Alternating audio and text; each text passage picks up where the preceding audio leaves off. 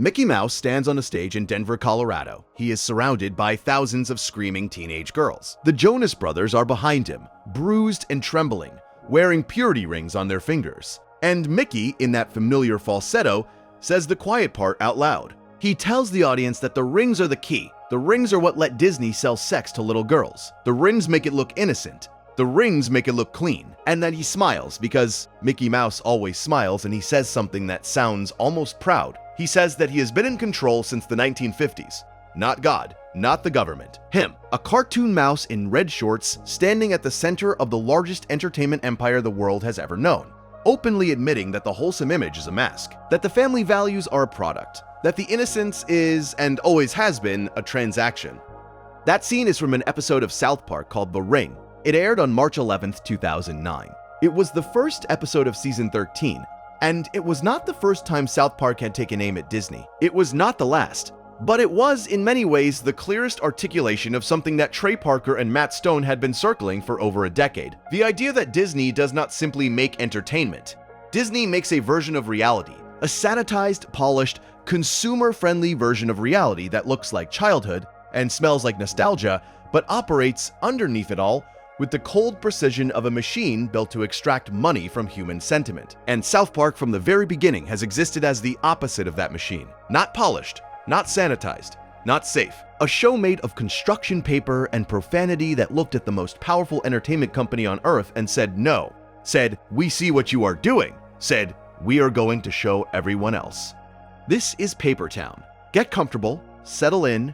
This one is going to take a while. To understand why South Park and Disney exist in permanent opposition, it helps to understand what each of them represents, not just as brands or television properties or corporate entities, but as philosophies, as competing ideas about what entertainment is supposed to do. Disney, at its core, is built on the principle of reassurance. Walt Disney himself understood this from the very beginning. When he created Mickey Mouse in 1928, he was not just creating a character, he was creating a feeling. The feeling that the world is fundamentally safe, that good triumphs over evil, that songs can solve problems and dreams really do come true, and there is always a happy ending waiting on the other side of whatever darkness you happen to be walking through. That philosophy turned a small animation studio into the most dominant entertainment company on the planet. It gave us Snow White and Cinderella and The Lion King and Frozen. It built theme parks that millions of people visit every year. Not because the rides are particularly thrilling, but because walking through those gates feels like stepping into a world where nothing bad can happen, where everything is clean and bright and designed to make you feel like a child again, regardless of how old you actually are. And there is nothing inherently wrong with that. People need reassurance. People need stories that make them feel safe. The criticism of Disney has never really been about the existence of fairy tales or happy endings. The criticism has always been about what happens when that reassurance becomes a product, when it stops being something a storyteller offers because they believe in it, and starts being something a corporation manufactures because it sells. When the line between genuine warmth and calculated manipulation becomes so thin that no one can tell the difference anymore. And that, more than anything, is the line that South Park has spent nearly 3 decades trying to draw. But to understand that line fully, it helps to go back even further than Disney the corporation. It helps to go back to the stories themselves. Because the fairy tales that made Disney famous, the stories of Snow White and Cinderella and Sleeping Beauty and Rapunzel, did not originate in the Disney studio. They originated in the oral traditions of Europe, centuries before Walt Disney was born. And the original versions of those stories are nothing like the versions Disney told. The brothers Grimm, Jakob and Wilhelm, published their first collection of fairy tales in 1812. They were not writing for children. They were documenting the oral folklore of the German-speaking world, preserving stories that had been passed down through generations of storytellers. Stories that reflected the harsh realities of a world where death came early and suffering was commonplace, and moral lessons required extreme consequences to be memorable. The original Cinderella does not end with a glass slipper and a royal ball. The original Cinderella ends with the stepsisters cutting off parts of their own feet to fit into the slipper, with blood dripping from their shoes as they try to deceive the prince. And at the wedding, the magic doves that helped Cinderella throughout the story return one final time to peck out the stepsisters' eyes. The original Snow White does not end with the evil queen falling off a cliff. The original Snow White ends with the queen being forced to dance at Snow White's wedding in a pair of red-hot iron slippers, dancing until she collapses and dies. The original Rapunzel does not end with a rescue and a kiss. The original Rapunzel involves the prince being blinded by thorns after the witch throws him from the tower, wandering for years in darkness until he stumbles upon Rapunzel, who is now a mother to the twins she conceived during his secret visits. These are not bedtime stories. These are warnings. These are the products of a culture that understood darkness intimately and used stories as a way of preparing people, including children, for the realities of a world that was not safe. That was not clean. That was not fair. And when Disney took those stories and remade them, what Disney did was not simply adapt them.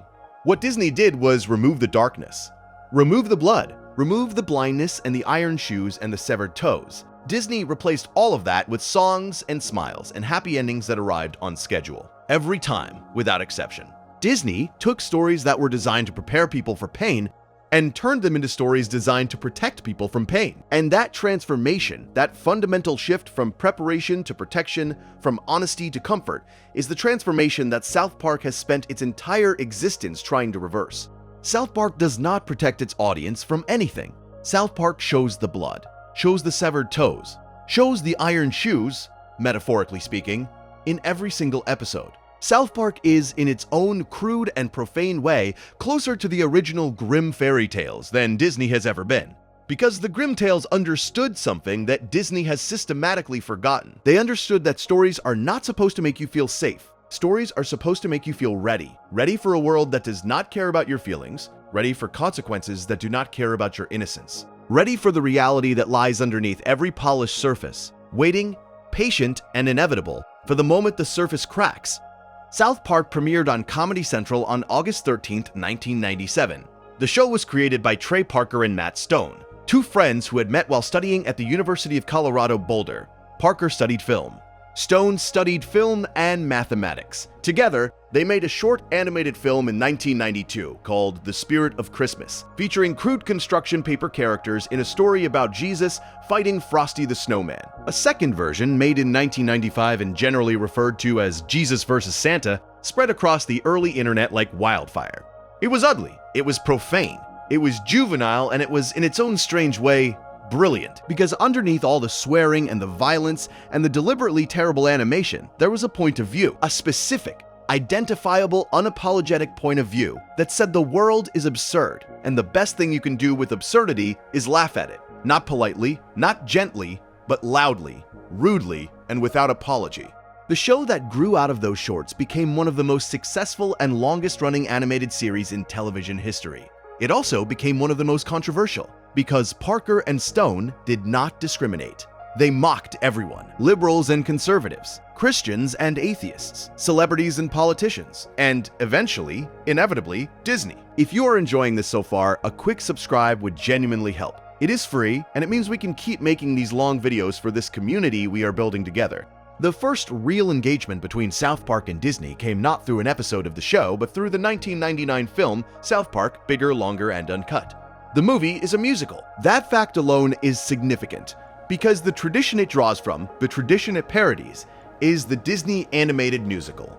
The opening number, Mountain Town, is a direct homage to Belle from Beauty and the Beast. The boys walk through their small Colorado town while the residents sing about their daily lives. And the melody is bright and the harmonies are warm and the whole thing feels exactly like the opening of a Disney film. Except the lyrics are about a town that is, by any reasonable standard, terrible. A town full of dysfunction and cruelty and neglect, all dressed up in the musical language of Disney optimism. Later in the film, Satan himself sings a ballad called Up There, in which he looks up at the surface world from the depths of hell and wishes he could be part of it. The song is a nearly perfect recreation of Part of Your World from The Little Mermaid, mixed with echoes of Out There from The Hunchback of Notre Dame. The melody aches. The vocal performance is sincere. And the joke is not that the song is bad. The joke is that the song is good, that it works. That the Disney formula is so effective, so deeply embedded in our collective emotional vocabulary, that it can make you feel genuine sympathy for the literal devil. That is not just a joke about Disney, that is a thesis about Disney, about the power of formula, about the way a corporation can weaponize sentiment until you no longer know whether what you are feeling is real or manufactured. The film was nominated for an Academy Award for Best Original Song for Blame Canada, a satirical number about parents who scapegoat an entire nation rather than take responsibility for their own children. At the 72nd Academy Awards ceremony on March 26, 2000, The song lost to You Will Be in My Heart by Phil Collins from the Disney film Tarzan. Parker and Stone attended the ceremony. They wore dresses, specifically Parker wore a recreation of Jennifer Lopez's famous green Versace gown, and Stone wore a pink dress inspired by Gwyneth Paltrow's 1999 Oscar outfit. They were also, by their own later admission, on acid. When reporters asked about the outfits, they gave the same answer every time. They said it was just such a magical night. That loss to Phil Collins became a running joke on South Park. In the Season 4 episode Timmy 2000, which aired on April 19, 2000, Collins appears as a recurring character, always clutching his Academy Award, always smugly reminding everyone that he won. The parody was not subtle. It did not need to be, because the real target was not Collins himself. The real target was the system that gave an Oscar to a Disney song over a song that had, in 22 minutes of screen time, done more to expose the hypocrisy of American moral panic than most feature-length documentaries manage in 2 hours. The system rewarded the safe choice, the corporate choice, the Disney choice, and Parker and Stone took that loss and turned it into ammunition. There is a moment in the bigger, longer, and uncut film that does not get discussed enough. It is the moment when Sheila Broflovsky, Kyle's mother, leads the parents of South Park on a crusade against the Canadian comedians Terrence and Phillip. The parents are horrified that their children have been exposed to crude humor. They are horrified that their children are repeating things they heard in a movie. They are horrified, in other words, by exactly the kind of entertainment that South Park itself represents. And Sheila's response to that horror is not to talk to her children, not to engage with them, not to try to understand why they find the crude humor appealing. Her response is to wage war, to censor, to ban, to eliminate the thing that offends her rather than confront the reasons it exists. That is a Disney response. Not literally. Sheila Broflovsky is not a Disney character, but the impulse she represents, the impulse to sanitize, to protect, to remove anything that might be uncomfortable or challenging or difficult, that impulse is the same impulse that drives Disney's entire creative philosophy. The impulse to make the world safe by making it simple, by removing the rough edges, by sanding down the sharp corners, by turning the complex, messy, contradictory reality of human experience into something smooth and palatable and easy to swallow. And the film argues, through its plot, through its music, through its deliberately shocking content, that this impulse is more dangerous than the thing it is trying to protect against. That censorship is worse than profanity. That the desire to control what people see and hear and think is more harmful than any amount of crude humor or bad language. That the real threat to children is not a couple of Canadian comedians making fart jokes. The real threat is a culture that would rather go to war than have an honest conversation. This argument runs through the entire history of South Park, but it takes on a special resonance in the context of Disney, because Disney is in many ways the institutional embodiment of the impulse that Sheila Broflovsky represents. Disney does not want you to see the rough edges. Disney does not want you to confront the difficult parts. Disney wants you to feel safe. And feeling safe, according to South Park, is the most dangerous feeling of all, because safety is an illusion, and when the illusion breaks, and it always breaks, the people who were sheltered by it are less prepared to deal with reality than the people who were never sheltered in the first place.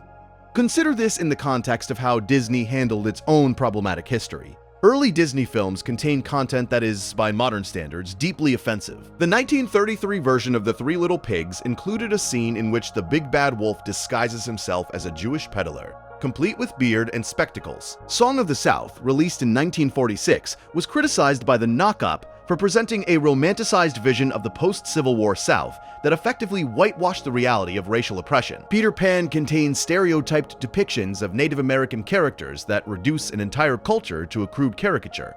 Dumbo features a sequence with crows that relies on African American stereotypes. Disney's response to these problems has been, characteristically, to manage them, to add disclaimers, to restrict access to acknowledge that the content exists while simultaneously minimizing its significance. Song of the South has never been released on home video in the United States and is unavailable on Disney+. The company has added content warnings to other films, noting that they contain outdated cultural depictions. The approach is careful, measured, corporate. It acknowledges the past without fully confronting it. It says, yes, this happened, but look, we have changed. We are different now. We are better now. South Park's approach to its own problematic content is the opposite. Parker and Stone do not add disclaimers. They do not restrict access. They do not apologize. When they have changed their minds about something, they say so, often in the form of another episode that contradicts an earlier one. They do not pretend to be consistent. They do not pretend to be infallible. They are, in their own messy and imperfect way, honest about the fact that they are messy and imperfect. And that honesty, that willingness to be wrong in public and to acknowledge being wrong without turning it into a corporate public relations exercise, is part of what separates South Park from Disney at the deepest level. And if you are still with us, we appreciate it more than you know. A quick subscribe genuinely helps us keep making these. There is also the question of animation itself. Both South Park and Disney are animated, but they represent radically different philosophies of animation. Disney animation is historically about beauty, about achieving the most lifelike, the most fluid, the most visually stunning imagery that the medium can produce. From the multiplane camera innovations of the 1930s to the computer-generated marvels of the 2000s, Disney has always pushed animation toward realism, toward spectacle, toward the feeling that what you are watching is not drawn but alive. South Park looks like it was made by a child with scissors and construction paper, because originally it was. The original Spirit of Christmas shorts were made using actual cutout paper characters, animated frame by frame in a process so laborious that it is almost unimaginable by modern standards. When the show moved to television, Parker and Stone replicated that aesthetic using digital tools, but the look remained deliberately crude, deliberately ugly, deliberately opposed to everything Disney animation represents. And that aesthetic choice is itself an argument that the quality of animation has nothing to do with the quality of storytelling. That a beautifully animated film can be empty and a crudely animated show can be profound. That the surface, once again, is not the substance. Disney has spent a century perfecting the surface of animation. South Park has spent nearly 3 decades proving that the surface does not matter, that what matters is what the characters say, what the stories mean, what the jokes reveal about the world they are describing. And you do not need a $100 million animation budget to do any of those things. You just need a point of view and the willingness to express it. South Park even parodied the Disney approach to musical animation in one of its own holiday episodes. In A Very Crappy Christmas, the 17th and final episode of Season 4, which aired on December 20th, 2000, there is a sequence that directly mimics one of the most iconic moments in Disney history. Mr. Hanky, the talking Christmas Pooh, explains the meaning of life to his son Cornwallis through a song called Circle of Pooh. The song is a deliberate parody of Circle of Life from The Lion King. The melody swells, the visuals show a montage of the ecological cycle of excrement moving through animals and the environment. And at the end, Mr. Hanky lifts his son above a rocky outcropping, holding him aloft in exactly the pose that Rafiki uses to present the newborn Simba in the opening of The Lion King. It is disgusting, it is hilarious, and it is, in its way, a perfect distillation of what South Park does with Disney's conventions. It takes something majestic and reduces it to something scatological. It takes the grandeur and replaces it with filth, and in doing so, it asks whether the grandeur was ever anything more than a trick, whether the majesty was ever anything more than a set of musical and visual cues designed to make you feel awe on command.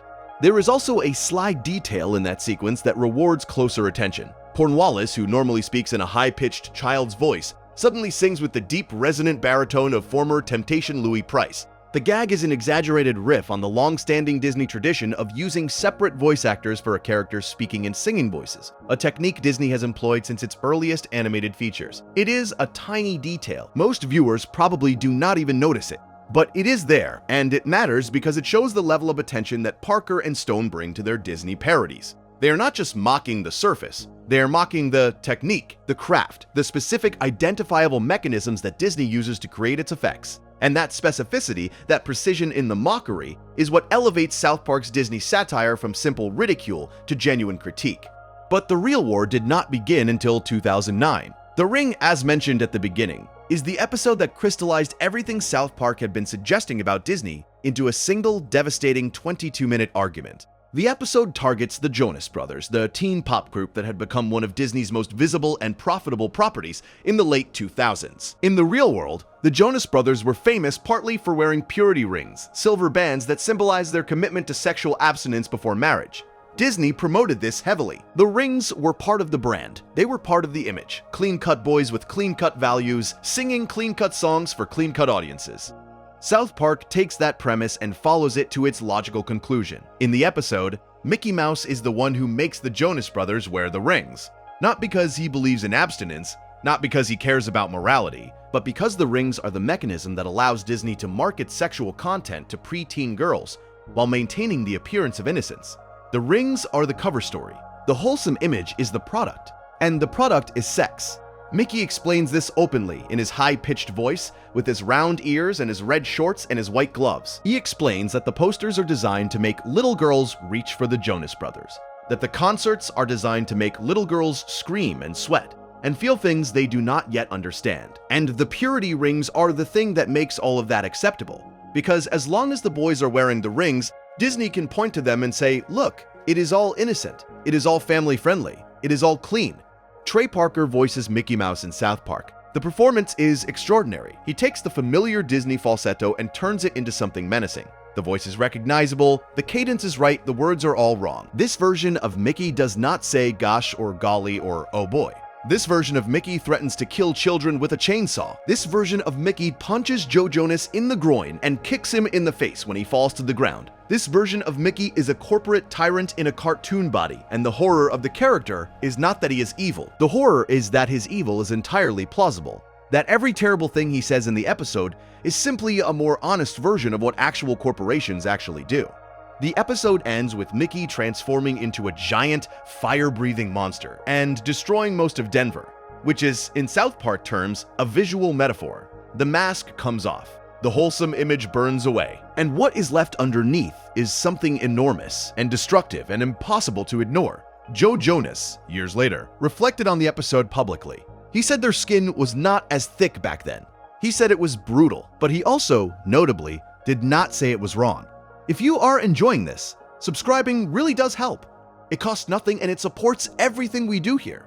The Ring established South Park's version of Mickey Mouse as a recurring character, and that character became, over the following years, one of the show's most effective satirical tools. Because Mickey Mouse is not just a character. Mickey Mouse is a symbol. He is arguably the most recognizable fictional character in the world.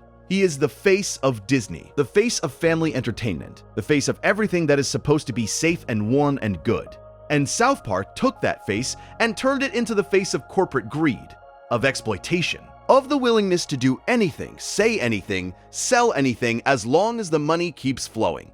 It is worth noting that Mickey Mouse had actually appeared on South Park before The Ring, albeit in a less prominent capacity. In the season 12 episode Eek, A Penis, which aired on April 9, 2008, misses, Garrison reports a missing body part to the police, and the sketch artist draws what appears to be Mickey Mouse in a compromising state. The gag is brief, almost throwaway, but it plants a seed. It establishes Mickey Mouse as a presence in the South Park universe. A presence that is, from the very first moment, associated with something inappropriate, something that does not belong in polite company. Something that the wholesome image is designed to conceal. And when Mickey returns the following year in The Ring, that seed has grown into a full-blown argument. The throwaway joke has become a thesis. The quick sketch has become a portrait of corporate America. This version of Mickey appears again in the episodes 200 and 201, which aired in April 2010. These are the landmark episodes in which every celebrity South Park has ever mocked bands together to sue the town. The episodes are famous primarily for the controversy surrounding their depiction of the Prophet Muhammad, but Mickey Mouse is there too, standing among the crowd of angry celebrities, because Disney is always part of the conversation. Disney is always in the room. And in 201, Mickey has a speaking role, adding his voice to the chorus of outrage, the most powerful fictional character in the world, demanding the same thing as every other aggrieved celebrity: control. Control over how they are depicted, control over how they are discussed, control over the narrative, which is, of course, exactly what South Park refuses to give anyone. But the next major Disney episode came in November 2012, when South Park aired Obama Wins, the 14th and final episode of season 16.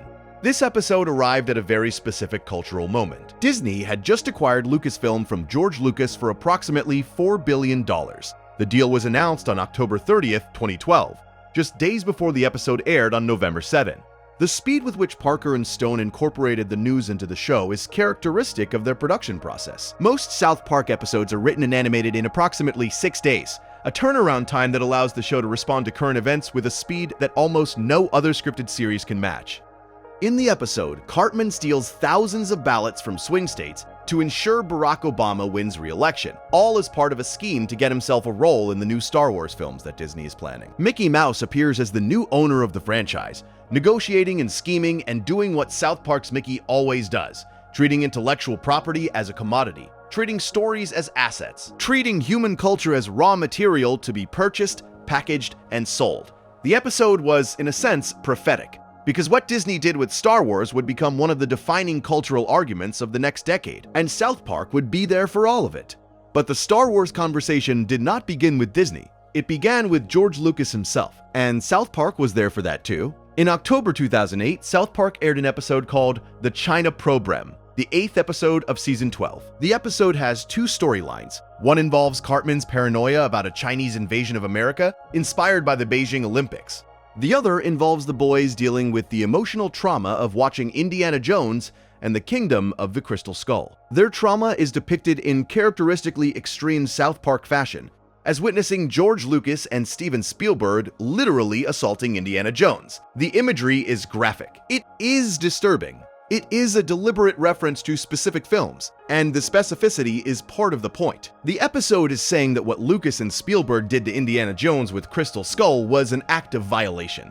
That they took something beloved, something that belonged to the audience as much as it belonged to its creators, and they damaged it. They damaged it for money.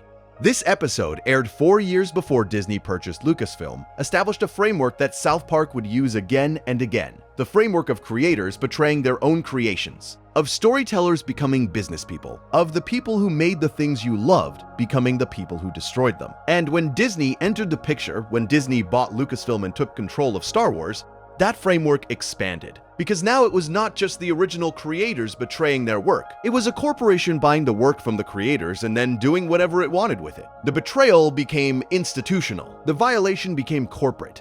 And the audience, the people who had loved these stories since childhood, were left to watch as their memories were managed, monetized, and ultimately diluted.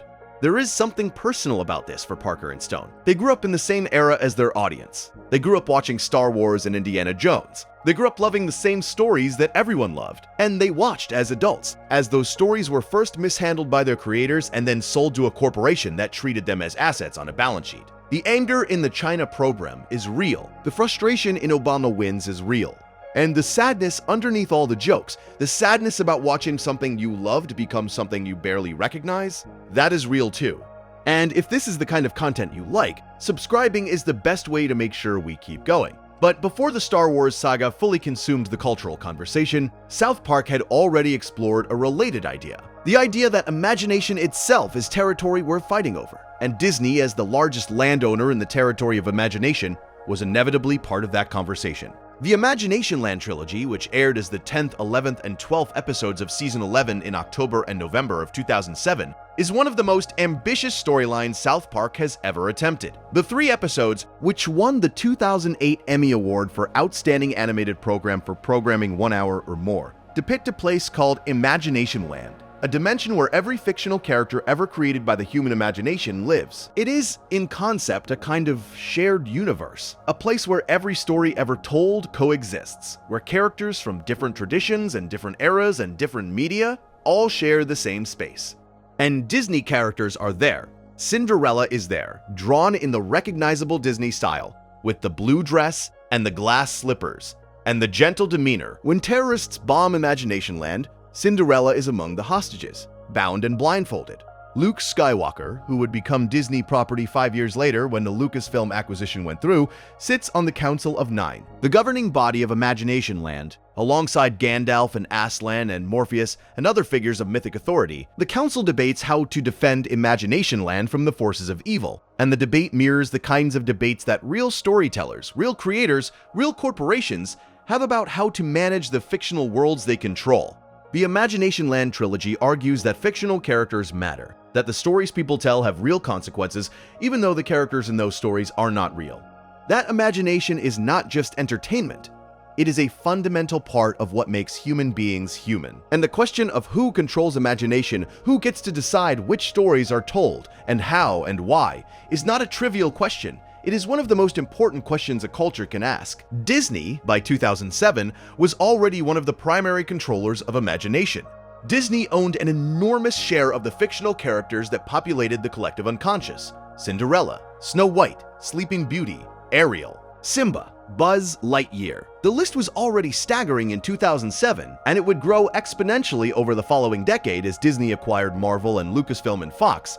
By the time that expansion was complete, Disney would own not just its own fairy tales, but the superhero mythology of the 20th century, the science fiction mythology of the 20th century, and a significant portion of the action and horror and comedy mythology of the 20th century as well. Disney would own, in a very real sense, a majority stake in the human imagination. South Park's Imagination Land trilogy does not address this directly. It does not name Disney as a villain, but it establishes the stakes. It establishes that the battle over imagination is a real battle with real consequences. And it puts Disney characters on the battlefield, standing alongside characters from every other storytelling tradition, all of them vulnerable, all of them at risk, all of them subject to forces that do not care about their stories, or their significance, or their meaning. Forces that care only about control. And the mayor of Imagination Land himself is a telling creation. His appearance and his introductory song allude to the Dreamfinder, the original host of Disney's Journey into Imagination attraction at Epcot. The Dreamfinder was a character who represented the joy of creative thinking, the wonder of invention, the delight of letting the mind wander into unknown territory. He was, in the Disney tradition, a celebration of imagination as a force for good. South Park takes that archetype and places it at the center of a war in which imagination is not celebrated but contested, in which the characters who inhabit it are not safe but endangered, in which the forces that threaten imagination are not external but internal. The enemies of imagination in South Park's telling are not aliens or monsters. They are the people who try to control imagination, who try to own it, who try to turn it into property. It is worth pausing here to consider how Disney's acquisition strategy changed the entertainment landscape. Before Disney bought Pixar in 2006, studios competed with each other. There was a genuine marketplace of ideas, a genuine competition between different visions of what animated entertainment could be. Pixar and Disney and DreamWorks and Blue Sky and Studio Ghibli all existed in the same space, pushing each other, challenging each other, forcing each other to innovate and evolve. When Disney bought Pixar, one of those competitors disappeared. Not from the market. Pixar still made films, but from the competition, because Pixar was no longer an alternative to Disney. Pixar was Disney. The same thing happened with Marvel. Before the acquisition, Marvel Studios was an independent entity making its own creative decisions. After the acquisition, Marvel was Disney. The same thing happened with Lucasfilm. Before the acquisition, Star Wars was independent. After, Star Wars was Disney. And when Disney bought 21st Century Fox, bringing properties like the X-Men, the Fantastic Four, Alien, Predator, Avatar, and hundreds of other franchises under the Disney umbrella, the reduction in competition became a reduction in variety, a reduction in the diversity of voices and visions and approaches that the entertainment landscape could contain. South Park, throughout all of this, remained independent. South Park remained on Comedy Central, which is owned by Paramount, not Disney. And that independence, that separation from the Disney machine, gave Parker and Stone the freedom to say things about Disney that no Disney-owned property could ever say. Because the people who work inside the Disney machine, the writers and directors and animators and producers who create Disney content, may very well share some of South Park's criticisms. They may see the formula, they may feel the constraints, they may wish, privately, for more creative freedom, more willingness to take risks, more tolerance for imperfection. But they cannot say so. They cannot express those criticisms publicly, because they work for Disney, and Disney does not tolerate dissent. Disney does not tolerate criticism from within. Disney's corporate culture, like its creative output, is built on the maintenance of a unified, polished, unimpeachable surface. And cracks in that surface are not tolerated. South Park, standing outside the machine, can say what the people inside it cannot. And that role, the role of the outsider who speaks the truths that insiders are forbidden to speak, is one of the oldest and most important roles in storytelling. It is the role of the court jester, the fool who tells the king what no one else dares to. The small, crude, deliberately powerless voice that points at the most powerful entity in the room and says, "You have no clothes. You are naked. Everyone can see it." And no amount of money or power or legal teams or public relations departments can change the fact that the truth has been spoken and it cannot be unspoken. But before the Star Wars conversation fully ignited, South Park had already moved on to something bigger, something that went beyond Disney specifically, and into the broader question of what happens when entertainment becomes an industry. When art becomes a product, when the stories a culture tells itself are controlled not by storytellers, but by shareholders.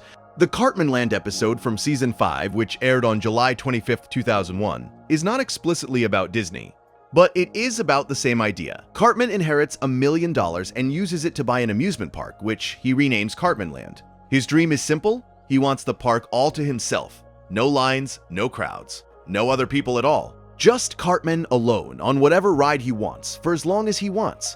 It is a child's fantasy of ownership, of control, of having something beautiful all to yourself. But the park needs maintenance, it needs security, it needs food vendors and ride operators and all the infrastructure that makes a park function. And all of those things cost money. And the only way to make money is to let people in. And the more people he lets in, the more money he makes, and the less the park belongs to him. Until eventually, Cartman Land is just another amusement park, full of screaming children and long lines and everything Cartman was trying to escape. The episode is about the fundamental contradiction at the heart of commercial entertainment. The thing that makes it valuable is the audience, but the audience is also the thing that corrupts it. The more people want it, the less it belongs to anyone. The more successful it becomes, the further it drifts from whatever it was supposed to be. That is not just the story of Cartman Land, that is, in a very real sense, the story of Disney. Walt Disney started with a mouse, a simple character drawn in simple lines, brought to life with simple stories, and it worked. People loved it, so he made more, and people loved that too. So he built a studio, and then a theme park, and then a media empire. And at every step along the way, the thing that made Disney valuable, the warmth, the charm, the feeling that someone cared about these stories, got a little thinner, got a little more manufactured, got a little more like a product, and a little less like a gift. South Park returned to the amusement park theme in the Season 2 episode Cow Days, which aired on September 30th, 1998. In that episode, the annual Cow Days Festival brings a traveling carnival to South Park, and the boys encounter amusement park culture at its most cynical. The rides are terrible, the games are rigged, and in one of the episode's most memorable gags, the boys wait in an enormous line only to discover that the attraction they have been queuing for is called the Line Ride. And there is no ride at all. The experience is the line itself, the anticipation is the product, the waiting is the entertainment. It is a joke, obviously, but it is also a commentary on the theme park experience that Disney has perfected. The experience of standing in line for hours, of paying enormous amounts of money, of enduring discomfort and boredom and crowds, all for a few minutes of carefully designed stimulation that is over almost before it begins. The joke is that when you strip away the theming and the music and the atmospheric effects, a theme park ride is just a line. A very expensive, very crowded, very long line. And if you are still with us, a subscribe really does help. It is completely free and it supports everything we do here. South Park understood the trajectory of Disney's commercialization, and it kept returning to it, kept finding new angles, kept pushing the argument further. Because Disney did not stop growing. Disney never stops growing. In 2006, Disney acquired Pixar Animation Studios for $7.4 billion. In 2009, Disney acquired Marvel Entertainment for approximately $4 billion. In 2012, Disney acquired Lucasfilm for approximately $4 billion. And in 2019, Disney completed the acquisition of 21st Century Fox in a deal that was initially valued at $52.4 billion, but eventually climbed to $71.3 billion following a bidding war with Comcast. That deal brought 20th Century Fox, FX, National Geographic, and a 30% stake in Hulu under the Disney umbrella. Each of these acquisitions expanded Disney's reach. Each of them brought more stories, more characters, more worlds, more franchises into the Disney machine. And each of them raised the same question that South Park had been asking since 1999. What happens to stories when they become assets? What happens to characters when they become intellectual property? What happens to the things people love when the entity that owns them loves nothing but profit? South Park answered that question in 2019 with an episode called Banned in China.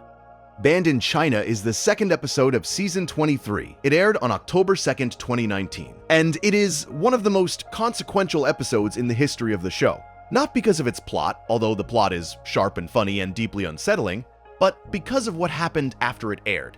The episode has two storylines. In the first, Stan and his friends form a metal band and are offered a biographical film. But as they try to make the film, a Chinese censor appears, standing over their shoulders, crossing out anything that might offend the Chinese government. Anything about homosexuality, anything about organ harvesting, anything about democracy. The film gets smaller and smaller, more and more compromised, until it is nothing, until it has no edge, no truth, no substance, until it is exactly what the Chinese government wants it to be. In the second storyline, Randy Marsh travels to China to sell marijuana from his farm, Tegrity Farms. He is arrested and thrown into prison, where he meets a group of Disney characters also imprisoned. Winnie the Pooh is there. Piglet is there. They are in prison because people have been comparing Chinese President Xi Jinping to Winnie the Pooh, a comparison that the Chinese government has aggressively censored for years. Mickey Mouse bursts in, furious, yelling at the characters for being critical of Chinese politics. Because Disney has business in China. Disney has billions of dollars at stake in China, and Disney will do whatever it takes to protect that revenue, including silencing its own characters, including compromising its own stories, including bowing to an authoritarian government that imprisons people for making jokes about cartoon bears. Randy, caught between his desire for profit and whatever remains of his conscience, ultimately chooses profit. He kills Winnie the Pooh. He strangles him in an alley, using honey as bait, while Piglet watches in horror, and then Randy goes back to selling weed in China, and the money pours in, and everything is fine. Everything is always fine as long as the money keeps flowing. The episode was not just a critique of Disney, it was a critique of an entire system. The system in which American entertainment companies, the companies that produce the films and shows and music that define American culture, willingly submit to the censorship demands of an authoritarian government in exchange for access to a market of 1.4 billion consumers. Disney was the most prominent example, but it was not the only one. The NBA was in the middle of its own China controversy when Banned in China aired, with the Houston Rockets general manager Daryl Morey having tweeted support for the Hong Kong protests, and the league scrambling to manage the fallout. Hollywood studios had been editing films to remove content that might offend Chinese censors for years. Skulls were removed from posters. Gay characters were downplayed or eliminated. Any reference to Taiwanese independence or Tibetan sovereignty was carefully avoided. The system was vast, and it was well established, and it was almost never discussed publicly. South Park discussed it publicly, loudly, with a cartoon bear getting strangled in an alley. And the Winnie the Pooh detail is important. It is not just a random Disney character thrown into the episode for comedic effect. Winnie the Pooh had become a symbol of Chinese internet resistance because Chinese citizens had used images of the bear to mock President Xi Jinping, whose stocky build and particular facial expressions bore a passing resemblance to the character. The Chinese government responded by banning Winnie the Pooh imagery on Chinese social media platforms. An entire Disney character, one of the most beloved children's characters in the world, was effectively erased from an entire country because the government of that country could not tolerate a joke about its leader. And Disney let it happen. Disney, the company that owns Winnie the Pooh, the company that profits from Winnie the Pooh merchandise and films and theme park attractions, did not say a word, did not protest, did not push back. Because the Chinese market was too valuable, because the revenue was too important, because the surface, once again, was more important than the substance. And the substance in this case was the freedom of an entire nation's people to make jokes about a cartoon bear. South Park put Winnie the Pooh in a Chinese prison. That image, that simple, absurd, devastating image, captured something that 100 think pieces and 1,000 news articles could not. It captured the reality of what corporate complicity with authoritarianism actually looks like. It looks like a cartoon bear in a cell. It looks like innocence imprisoned by power. It looks like everything Disney claims to represent: joy, freedom, imagination, wonder being sacrificed on the altar of everything Disney actually worships, which is money. And China responded by banning South Park entirely. Every episode, every clip, every reference. The show was scrubbed from the Chinese internet with the thoroughness that only an authoritarian state can muster. Search results for South Park on Chinese social media platforms returned nothing. Fan pages were deleted. Discussion threads were erased. The show simply ceased to exist within the borders of the People's Republic of China. Parker and Stone responded with a statement that has become one of the most quoted pieces of celebrity commentary in recent memory. They wrote, "Like the NBA, we welcome the Chinese censors into our homes and into our hearts. We too love money more than freedom and democracy. She does not look like Winnie the Pooh at all. Long live the great Communist Party of China. May the autumn sorghum harvest be bountiful. We good now, China?" The statement was sarcastic, obviously, but it was more than sarcasm. It was a line in the sand. It was Parker and Stone saying publicly and permanently that they would rather lose an entire country's worth of audience than compromise what they were trying to say. And what they were trying to say was not just about China. It was about Disney. It was about every company, every studio, every corporation that looked at an authoritarian government and saw not a moral crisis, but a market opportunity. Disney had famously altered content to appease Chinese censors. Disney had edited films, cut scenes, modified storylines to ensure that its products could be sold in the Chinese market. And Banned in China called that what it was: Not diplomacy, not cultural sensitivity, not business strategy. Cowardice. Greed dressed up as pragmatism, the willingness to sacrifice principle for profit, which is, according to South Park, the defining characteristic of the Walt Disney Company. If you have made it this far, subscribing really is the best way to help this channel grow. It costs nothing, and it needs more videos like this. One. And then, just weeks after Banned in China aired and South Park was erased from the Chinese internet, Disney launched Disney+. The date was November 12, 2019. The streaming service signed up 10 million subscribers within its first 24 hours. By April 2020, it had reached 50 million. By March 2021, it had surpassed 100 million, achieving in 16 months what most re-lists had predicted would take years. Disney Plus was not just a streaming service. It was a statement, a declaration that Disney intended to own not just the content, but the delivery system. Not just the stories, but the pipeline through which the stories reached people. Not just the products, but the shelf they sat on.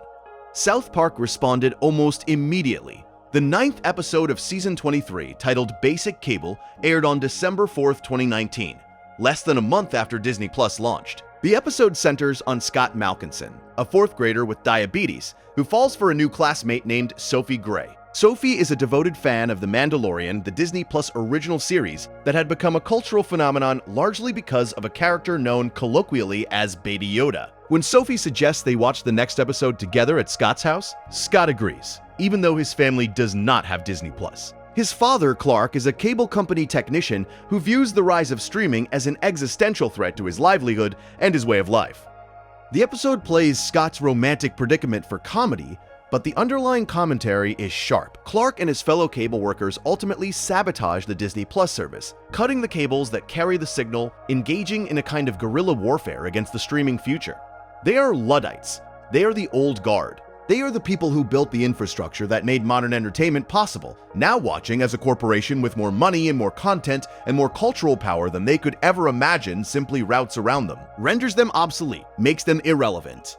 And The Mandalorian detail matters, because The Mandalorian was not just another television show, it was proof of concept. Proof that Disney could take a beloved franchise, Star Wars, and use it not just to sell movie tickets, but to sell subscriptions, to sell access, to create a product so compelling that people would pay a monthly fee just for the privilege of seeing what happened next. Baby Yoda was not just a character. Baby Yoda was a conversion tool, a reason to subscribe, a reason to hand over your credit card information and agree to the terms of service and enter the Disney ecosystem from which, as Disney intended, you would never leave.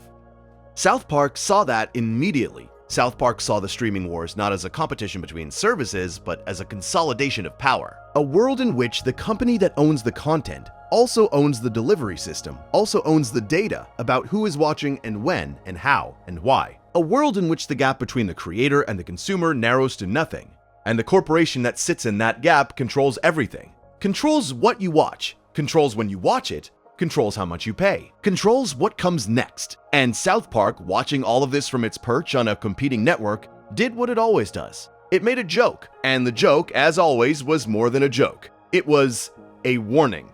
And then, a year later, South Park made the Disney argument even more explicit. The Pandemic Special, which aired on September 30th, 2020 as the first episode of Season 24, reveals that Randy Marsh and Mickey Mouse together caused the COVID-19 pandemic. The episode presents this through a series of flashbacks showing Randy and Mickey in China, where they have sexual encounters with a bat. Later, when news reports trace the origin of the virus to a pangolin, a second flashback reveals that Randy and Mickey also had sex with a pangolin. The premise is outrageous. It is supposed to be outrageous. That is the point. Because the argument underneath the premise is serious. The argument is about complicity, about what happens when corporate greed and moral negligence combine to produce catastrophic consequences. Randy and Mickey are in China because they are chasing money. They are doing things they should not be doing because the profit motive has overwhelmed every other consideration. And the result, in the world of South Park, is a global pandemic. The result is death and suffering on a planetary scale. And the cause, stripped of all the absurdity and the shock value and the deliberately offensive imagery, is simple. The cause is greed. The Pandemic Special draws a direct line between the events of Banned in China and the global catastrophe that follows. Randy and Mickey are in China in the Pandemic Special because of the events that Banned in China set up. They are there because Randy is selling marijuana and Mickey is selling content. And both of them are willing to compromise anything and everything for access to the Chinese market. The pandemic, in the logic of South Park, is not an accident. It is a consequence. It is what happens when greed overwhelms caution, when the pursuit of profit leads people and corporations into situations they should never have been in, doing things they should never have been doing. And the choice to make Randy complicit alongside Mickey is significant, because Randy Marsh is not a corporation. He is a person, a flawed, idiotic, selfish person, but a person nonetheless. And his complicity is South Park's way of saying that the problem is not just Disney. The problem is not just corporate America. The problem is also individual. It is also personal. It is also about the choices that ordinary people make when they decide that money matters more than responsibility, that profit matters more than principle, that the short-term gain is worth the long-term consequence. Randy is all of us. He is every person who has ever made a decision they knew was wrong because the financial incentive was too strong to resist. And Mickey is the system that enables those decisions, the system that rewards them, the system that makes them not just possible but rational, that makes greed look like pragmatism and complicity look like business as usual. Mickey Mouse, in the pandemic special, is not a cartoon character. He is not a childhood icon. He is not the face of family entertainment. He is a co-conspirator. He is the personification of a system that will do anything, associate with anyone, go anywhere, compromise everything, as long as there is money to be made. And the pandemic, in the logic of the episode, is what happens when that system finally produces consequences too large to ignore. And if you are still listening, a quick reminder that subscribing is the best way to make sure we keep creating content like this. The relationship between South Park and Disney is not just a series of jokes. It is a sustained philosophical argument, and that argument becomes most interesting when you look at what South Park is actually criticizing versus what people think it is criticizing. South Park is not criticizing fairy tales. South Park is not criticizing animation. South Park is not even fundamentally criticizing the desire to make family-friendly entertainment. What South Park is criticizing is the machinery, the system that takes genuine human emotions, warmth, nostalgia, love, wonder, fear of the dark, hope for the morning, and converts them into revenue streams. The system that identifies what people feel and then builds products designed to activate those feelings on command. The system that is so good at this, so sophisticated, so refined, that the products it creates actually work. That is the part that matters. The Disney formula works, the songs are catchy, the stories are satisfying, the characters are lovable. And that is exactly what makes it dangerous. Because when manipulation is effective, it stops feeling like manipulation. It starts feeling like love. South Park's version of Mickey Mouse embodies this. He is a character who is, literally, a cartoon. He is drawn to be appealing. He has big eyes and round ears and a friendly smile. Everything about his design is meant to make you trust him. And then he opens his mouth, in Trey Parker's voice, and he says things that no trustworthy entity would ever say. He threatens violence, he demands obedience, he celebrates exploitation. And the gap between what he looks like and what he says is the gap between what Disney projects and what Disney does, between the image and the reality, between the brand and the business. This is the central tension that South Park returns to again and again. The tension between surface and substance, between what things look like and what things are. And Disney, more than any other institution in American culture, embodies that tension, because Disney is very, very good at surfaces. Disney is arguably the best in the world at surfaces. The parks are immaculate, the films are gorgeous, the branding is seamless. Everything Disney touches looks beautiful and feels warm and sounds like music. And South Park, which looks terrible and sounds profane and feels like being punched in the ear, keeps pointing at that beautiful surface and asking, what is underneath? What is behind the castle? What is inside the mouse? The answer, according to South Park, is money. It is always money. And the argument is not that money is evil. The argument is that when money becomes the only thing, when every decision is a financial decision, when every story is an investment, when every character is a brand extension, something essential is lost. Something that cannot be recovered. The thing that made the stories matter in the first place. The thing that made the mouse lovable. The thing that made the song stick in your throat and the endings make you cry. That thing was human, it was personal, it was real, and the machine ate it.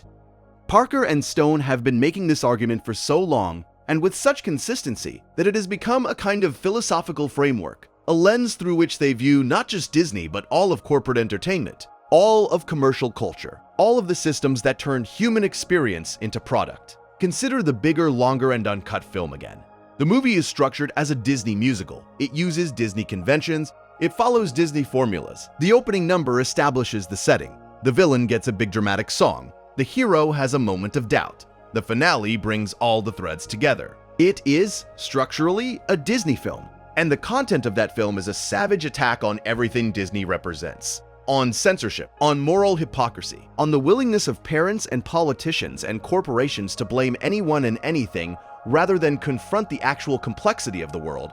The movie is rated R. It earned that rating. The language alone would have been sufficient, but there is also graphic violence, sexual content, and extended sequences involving Satan and Saddam Hussein in a romantic relationship. It is, by every metric Disney would use, the opposite of a Disney film. And yet it uses the Disney framework so effectively that it received an Oscar nomination. The same Oscar nomination system, the same ceremony, the same red carpet that Disney uses to validate its own products. South Park showed up in that world wearing dresses and tripping on acid and still managed to get nominated.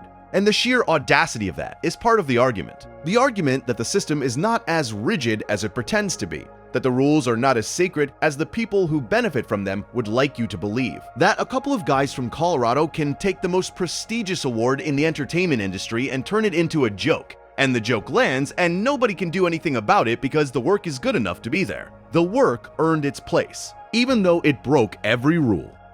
That is what South Park represents in relation to Disney. Not just opposition, not just satire, but proof that the rules are optional. That the sanitized version is not the only version. That you can be crude and profane and deliberately ugly and still say something true, still say something important, still make something that matters. Disney, by contrast, represents the idea that the rules are necessary, that the polish is essential, that the sanitization is what makes entertainment work. That you need the formula, that you need the branding, that you need the purity rings and the happy endings and the smooth, smiling surface. And the tension between those two positions, the tension between South Park and Disney, is not just a rivalry between two entertainment properties, it is a debate about what stories are for. Are stories supposed to comfort us, or are they supposed to challenge us? Are they supposed to make us feel safe, or are they supposed to make us think? Are they supposed to be products, or are they supposed to be art? South Park does not answer these questions cleanly. South Park is not in the business of clean answers, but it keeps asking them, episode after episode, season after season, decade after decade. It keeps pointing at Disney and saying, is this what you want? Is this all you want? Is a beautiful surface and a hollow core really enough for you? And a quick reminder, if this is the kind of content you enjoy, subscribing is the best way to make sure we keep making it. The 2023 Paramount Plus special South Park, Joining the Pandaverse, which premiered on October 27, 2023, represents perhaps the most direct and comprehensive attack South Park has ever launched against Disney. Not against Disney's image, not against Disney's mascot, but against Disney's actual current real-world creative strategy. The special targets Kathleen Kennedy, the president of Lucasfilm and one of the most powerful executives at Disney. In the special, Kennedy is depicted as a character who has become dependent on something called the Panderstone, an ancient piece of artificial intelligence that can be used to make the same movies over and over again while appealing to absolutely everyone. The Panderstone is obviously a metaphor. It represents the creative philosophy that has come to define Disney's output in the 2020s. The philosophy of safety, the philosophy of inclusion not as genuine representation but as a marketing checklist. The philosophy of making sure that every film, every show, every piece of content is designed not to offend anyone, not to challenge anyone, not to make anyone uncomfortable, and therefore inevitably not to make anyone feel much of anything at all. The plot involves Cartman being transported to an alternate universe in which all of South Park's residents are racially diverse women opposed to the patriarchy. In this universe, a version of Kathleen Kennedy who resembles Cartman has been tampering with Disney Productions, demanding inclusion of minority groups not because she believes in diversity, but because it is easy. Because the Panderstone makes it easy. Because checking boxes is easier than telling stories. Because appearing to care is cheaper than actually caring. The real Kennedy, meanwhile, is stranded in the alternate universe with the real Cartman, and they are forced to work together. And in the process, they come to a kind of understanding. Kennedy admits that she has been lazily mishandling the franchises that Cartman once loved. Cartman admits that he has been sending her tens of thousands of hate letters in which he called her terrible things. They apologize to each other. They find common ground. And the portal reopens, and everyone goes back to where they belong. This is not just a joke about Disney. This is South Park doing something it rarely does, which is acknowledging complexity, acknowledging that the problem is not simple, that Disney's creative failures are real, but that the reaction to those failures has also been toxic, that Kennedy has made mistakes, but that the people screaming at her on the internet have also made mistakes, that the truth, as it usually does, sits somewhere in the middle, in the space between the corporate machine and the angry mob, in the quiet place where someone could, if they wanted to, actually think about what went wrong and how to fix it. The Panderverse special also targets Bob Iger, Disney's CEO, who is depicted in the special navigating the chaos caused by the universe swap. The special suggests that the problem with Disney is not any single person, but the system itself. The system that rewards formula over originality. The system that punishes risk. The system that has gotten so large, so complex, so beholden to shareholders and quarterly earnings reports and brand safety metrics that it has lost the ability to do the one thing it was originally created to do, which is tell stories that make people feel something real. Reports emerged after the special aired that Disney executives were, according to the entertainment press, deeply unhappy with the portrayal. The word used, reportedly, was butthurt, which is, if nothing else, a very South Park way of describing the reaction of a trillion-dollar corporation to being mocked by a cartoon. Elon Musk praised the special publicly, calling it timely. Gina Carano, who had been fired from the Disney Plus series The Mandalorian in 2021, called it hilarious. The special became, briefly, a cultural event, one of those rare moments when a piece of entertainment transcends entertainment and becomes part of the actual discourse. Part of the actual argument about what Disney is doing and whether it is working and whether anyone has the courage to say publicly that it is not. South Park's argument here is not that Disney should stop making movies. It is not that diversity is bad. It is not that representation does not matter. The argument is that Disney has confused the appearance of these things with the substance of them. That putting a diverse cast in a formulaic movie is not the same as telling a diverse story. That checking the box on a corporate inclusion spreadsheet is not the same as creating a character that a child from a marginalized community can actually see themselves in. That the surface, once again, is not the substance. And Disney, once again, is choosing the surface. This argument connects directly back to The Ring. In 2009, Disney was using purity rings to create the appearance of innocence while selling sexual content. In 2023, Disney is using diversity casting to create the appearance of progressivism while selling formulaic content. The mechanism is the same. The product is different. But the strategy, the fundamental Disney strategy of using surface values to mask commercial motives, has not changed. It has just updated its vocabulary. The Panderverse special also arrived in the context of Disney's planned live-action remake of Snow White, which had become one of the most contentious productions in recent Hollywood history. The casting of Rachel Zegler in the title role, and her subsequent public comments about the film's approach to the original story, had generated enormous controversy online. The discourse around the Snow White remake became a microcosm of the larger argument about Disney's creative direction. Whether the company was genuinely trying to update its stories for a modern audience, or whether it was simply performing progressivism for marketing purposes, while fundamentally misunderstanding what made the original stories resonant. South Park did not need to make a separate episode about the Snow White controversy. The Panderverse special had already said everything that needed to be said. The Panderstone was the argument. The idea that a single tool, a single algorithm, a single corporate philosophy could produce content that appealed to everyone was the argument. And the Snow White remake, with its controversy and its compromises and its attempt to be both faithful to the original and relevant to the present, was simply another data point in that argument. And that consistency is what makes South Park's critique of Disney so effective. It is not a single joke, it is not a single episode, it is not a single moment. It is a pattern, a 20-plus year pattern of identifying the gap between what Disney says and what Disney does, between what Disney projects and what Disney is, and using that gap as the raw material for some of the sharpest, funniest, most uncomfortably accurate satire in the history of American television. The legal dimension of this relationship is worth exploring as well, because Disney is famously protective of its intellectual property. Disney's legal department is legendary.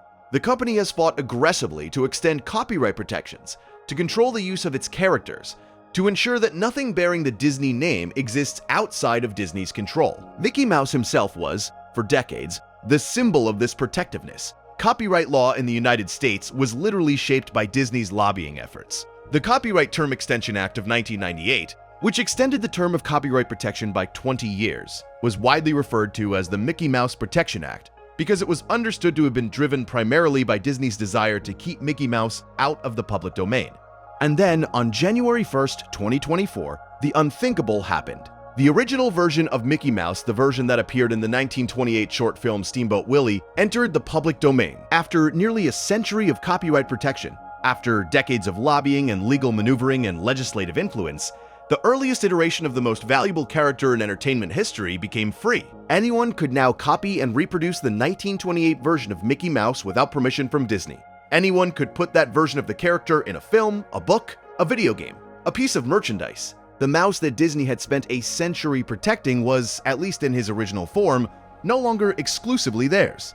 Disney retained significant protections, of course. The modern version of Mickey Mouse, with his larger ears, his pupils, his updated wardrobe, remains under copyright. The Mickey Mouse trademark, the iconic silhouette of the ears, remains a registered trademark that Disney can and will enforce aggressively. But the symbolic significance of Steamboat Willie entering the public domain was enormous. It was the end of an era, the end of the idea that Disney could control Mickey Mouse forever, the end of the assumption that corporate power and legislative influence could keep a cultural artifact locked away in perpetuity. And the irony, the deep and abiding irony, is that South Park had been doing what the public domain now permitted for 15 years before Steamboat Willie became free. South Park had been putting its own version of Mickey Mouse on television since 2009, using the character to say things that Disney would never allow, making the character do things that Disney would never sanction. And it had done so legally, under the protection of fair use, under the doctrine that parody and satire and critical commentary are protected speech. South Park did not need to wait for Mickey Mouse to enter the public domain. South Park had been treating Mickey Mouse as public property from the moment it decided to make him a character. Because in the world of satire, all characters are public property, all symbols are available for use, all sacred cows are eligible for slaughter, and no amount of copyright law or trademark protection or corporate legal departments can change that. And yet South Park has been putting a violent, profane, morally bankrupt version of Mickey Mouse on television since 2009. And Disney has never sued, has never filed a cease and desist, has never taken any public legal action against Parker and Stone, or Comedy Central, or Paramount. And the reason is that South Park's use of Mickey Mouse falls squarely within the legal doctrine of fair use. Parody is protected speech. Satire is protected speech. Using a copyrighted character to make a critical commentary about the entity that owns that character is one of the most clearly protected forms of expression in American copyright law.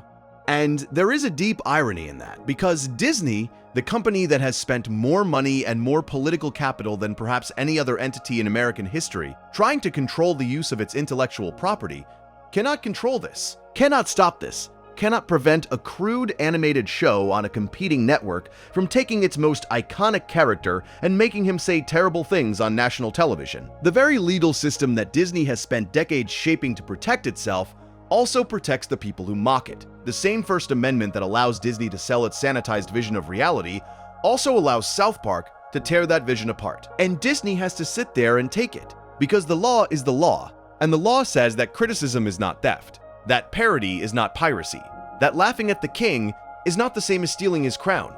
If you are settling in for the long haul, and this video is definitely a long one, a subscribe really does make a difference. It helps us keep creating content like this. There is another dimension to the South Park versus Disney conversation that deserves attention, and it is the question of audience. Who watches South Park? Who watches Disney, and what does the existence of both say about the culture they share? Disney's audience is, by design, everyone.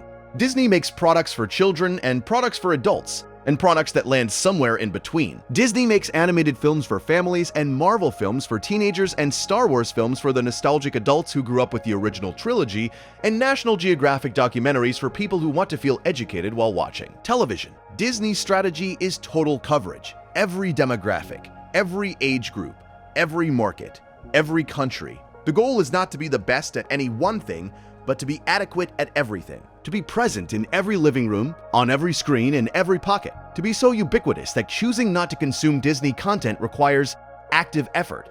South Park's audience is, by design, specific. The show is rated TVMA. It airs late at night. It contains content that is deliberately designed to be offensive to large segments of the population. It is not for children. It is not for people who are easily upset. It is not for people who want their entertainment to be comforting or reassuring or safe. South Park is for people who want to be challenged, who want to be made uncomfortable, who want to laugh at things they are not supposed to laugh at, and think about things they would rather not think about, and confront truths that the rest of the culture is too polite or too afraid or too commercially invested to acknowledge.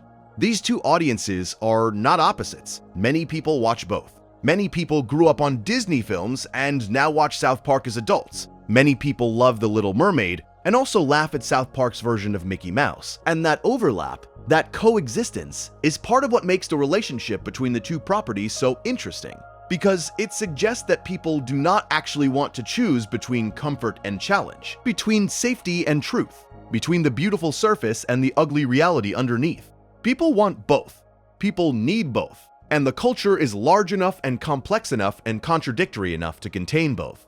But the power dynamic between the two is not equal. Disney is a corporation valued at hundreds of billions of dollars. South Park is a television show made by two guys and a small team of animators. Disney owns theme parks on multiple continents. South Park operates out of a studio in Los Angeles. Disney has the resources to shape legislation, influence elections, buy entire media companies, and restructure the global entertainment landscape. South Park has the ability to make jokes. And yet the jokes matter. The jokes have impact. The jokes reach millions of people and change the way those people think about the company that is trying to sell them things. Every time South Park puts Mickey Mouse on screen and makes him say something terrible, it creates a cognitive dissonance in the viewer. The next time that viewer sees the real Mickey Mouse at a theme park, on a lunchbox, in a movie, there is a flicker, a moment of awareness, a tiny voice that says, "Wait, is that really what this is? Is this really as innocent as it looks? Is there something behind the smile?" That is the power of satire, not to destroy, not to replace, but to create doubt, to insert a question mark where there used to be a period, to make the familiar strange, to make the comfortable uncomfortable. And South Park has been doing that to Disney for the better part of 3 decades. The evolution of Disney in the 21st century has given South Park more material than Parker and Stone could ever use. Because the Disney of 2026 is a fundamentally different entity than the Disney of 1997, when South Park first aired. In 1997, Disney was a large and powerful entertainment company. In 2026, Disney is something closer to an entertainment government. A sovereign entity with its own laws, its own currency, its own citizens, its own territory, its own foreign policy. That last detail is not entirely metaphorical. Disney operated the Reedy Creek Improvement District in Florida for more than 50 years, a special governance and taxing district that gave the Walt Disney Company a degree of self-governance over the land surrounding Walt Disney World that was virtually unprecedented for a private corporation. Within the boundaries of Reedy Creek, Disney essentially functioned as its own government, setting its own building codes, managing its own emergency services, issuing its own bonds. It was, in everything but name, a corporate state, a territory governed not by elected officials, but by a company whose primary interest was not the welfare of its citizens, but the profitability of its theme parks. When Florida Governor Ron DeSantis moved to dissolve the Reedy Creek Improvement District in 2023, in what was widely understood as retaliation for Disney's opposition to the state's Parental Rights in Education Act, the resulting legal and political battle revealed just how deeply Disney's power was embedded in the fabric of American governance. Disney sued, the state countered, boards were appointed and rejected, agreements were signed and contested. The whole affair played out like a sovereignty dispute between two nations, except one of the nations was a corporation that makes animated films about princesses. South Park did not make a dedicated episode about the Disney-DeSantis conflict, but the show did not need to. Every episode South Park had ever made about Disney was, in retrospect, about this. About what happens when a corporation becomes so powerful that it operates like a government. About what happens when the entity that controls the stories also controls the infrastructure. About the moment when the entertainment company stops being a company and starts being a power. And the Reedy Creek situation, with its bizarre combination of legal arcana and political theater and corporate brinkmanship, was simply the real-world manifestation of everything South Park had been satirizing for decades. The mouse had its own district, its own territory, its own laws. And when someone tried to take that territory away, the mouse fought back, just as South Park's Mickey Mouse would. The acquisitions tell the story. Pixar gave Disney animation supremacy. Marvel gave Disney the most successful film franchise in history. Lucasfilm gave Disney Star Wars one of the most beloved and culturally significant mythologies of the 20th century. Fox gave Disney a library of content so vast that cataloging it is itself a major logistical challenge. Each acquisition was celebrated by investors and mourned by a certain kind of cultural observer, the kind of person who looked at Disney buying Marvel and thought, well, that is the end of that. The kind of person who looked at Disney buying Lucasfilm and thought, they are going to ruin it. The kind of person who looked at Disney buying Fox and thought, there is no one left. Disney owns everything. South Park was one of the voices in that mourning. But South Park mourns differently than most. South Park mourns with laughter, with profanity, with a cartoon mouse who says the things that real executives think but would never say out loud.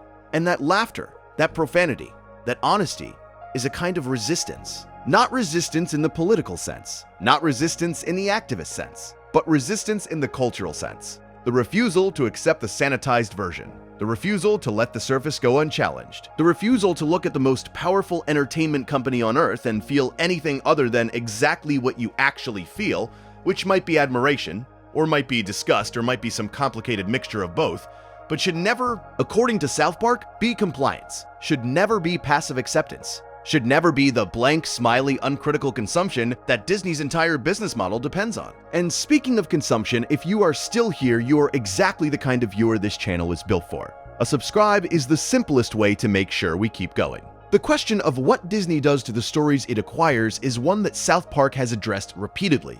And it is one that connects to a broader cultural anxiety about what happens when art becomes corporate property. When Disney acquired Lucasfilm in 2012, the reaction was mixed. Some fans were excited. New Star Wars films made by a company with effectively unlimited resources seemed like a dream come true.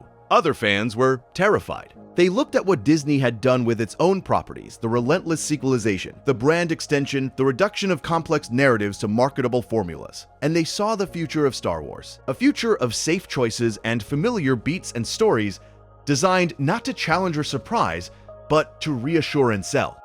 Both groups were, in their own way, correct. Disney did make new Star Wars films. Some of them were controversial, some of them were both. The Force Awakens, released in 2015, was a massive commercial hit that was also widely criticized for being too similar to the original Star Wars. The Last Jedi, released in 2017, was a critical success that divided the fanbase with its willingness to challenge established mythology. The Rise of Skywalker, released in 2019, was seen by many as a retreat, a film that abandoned the bold choices of its predecessor in favor of safe, fan service-driven nostalgia. South Park watched all of this happen, and it incorporated all of it into its argument. Because the Star Wars saga under Disney is, in microcosm, the story of what happens when a corporation acquires a mythology. The mythology does not die. It is not destroyed. It is something worse than destroyed. It is managed. It is optimized. It is subjected to market research and audience testing and brand safety protocols and diversity checklists and all the other tools that corporations use to minimize risk and maximize return. And the result is something that looks like Star Wars and sounds like Star Wars and has all the characters and all the ships and all the music of Star Wars, but feels somehow less alive, less surprising, less like a story told by someone who had something to say, and more like a product assembled by a committee that had something to sell. The Panderverse special makes this argument explicitly through the character of Kathleen Kennedy and the metaphor of the Panderstone. But the argument was already there, embedded in every South Park episode that dealt with Disney, going all the way back to the bigger, longer, and uncut film.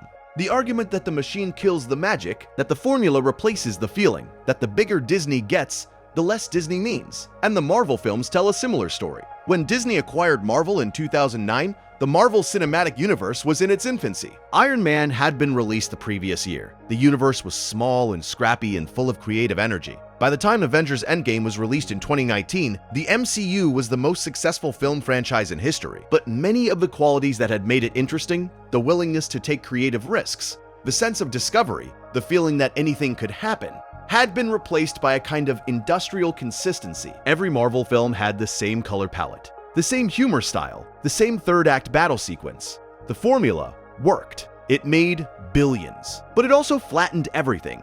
It turned wildly different characters and wildly different stories into variations on a single theme, the theme of brand management. South Park addressed the superhero franchise phenomenon directly. The Coon and Friends trilogy from season 14, which aired in November 2010, features the boys of South Park adopting superhero identities and forming their own superhero team. The episodes parody the increasingly dark and convoluted nature of superhero origin stories. Cartman, as the Coon, envisions himself as a gritty, nocturnal vigilante. The other boys take on their own identities, complete with elaborate backstories and special powers. The whole thing is a commentary on the superhero genre's tendency to take itself too seriously, to inflate simple stories into sprawling mythologies, to mistake darkness and complexity for depth. And then in October 2017, South Park aired franchise prequel, the fourth episode of Season 21, which directly parodies the Marvel and DC approach to cinematic universes. In the episode, Cartman plans to launch a superhero franchise for Coon and Friends, complete with a Netflix series, a phased release schedule, and a pair of back-to-back films in which the Earth explodes and then is made okay again. The episode mocks the industrial process by which superhero stories are manufactured, the phases, the crossovers, the post-credits teases, the relentless escalation, the constant promise that the next installment will change everything, followed by the inevitable reality that nothing really changes at all. The episode also addresses the role of social media in shaping perceptions of franchise entertainment. Butters, as Professor Chaos, uses Facebook to spread fake news about the Coon and Friends franchise, undermining public confidence in the project. The parallel to real-world fan culture is obvious. The discourse around Marvel and Star Wars and every other major franchise is shaped to an alarming degree by social media, by online mobs, by coordinated campaigns of praise and condemnation that have little to do with the actual quality of the content being discussed, and everything to do with the tribal dynamics of internet culture. South Park sees all of this. South Park sees the way franchise entertainment has become a cultural battleground, the way every new Marvel film or Star Wars film becomes not just a movie but a referendum on the state of the culture, on diversity, on politics, on the soul of the entertainment industry. And South Park's response, as always, is to mock everyone, to mock the franchise machine and the people who feed it, and the people who fight against it, and the people who spend their lives arguing about it online. Because to South Park, the argument itself is the problem. The fact that so much cultural energy is devoted to debating the merits of corporate entertainment products is, to Parker and Stone, a sign that something has gone deeply wrong, that the culture has confused entertainment with identity, that people have invested so much of themselves in these franchises that any criticism of the franchise feels like a criticism of the person, and that emotional investment is exactly what Disney cultivates, exactly what Disney profits from, and exactly what South Park keeps trying to disrupt. But the critique is implicit in everything the show does, because the MCU is in many ways the ultimate expression of everything South Park has been criticizing about Disney for 20+ years. It is the formula perfected, the surface polished to a mirror shine, the machinery running at peak efficiency, and underneath it all, the same question.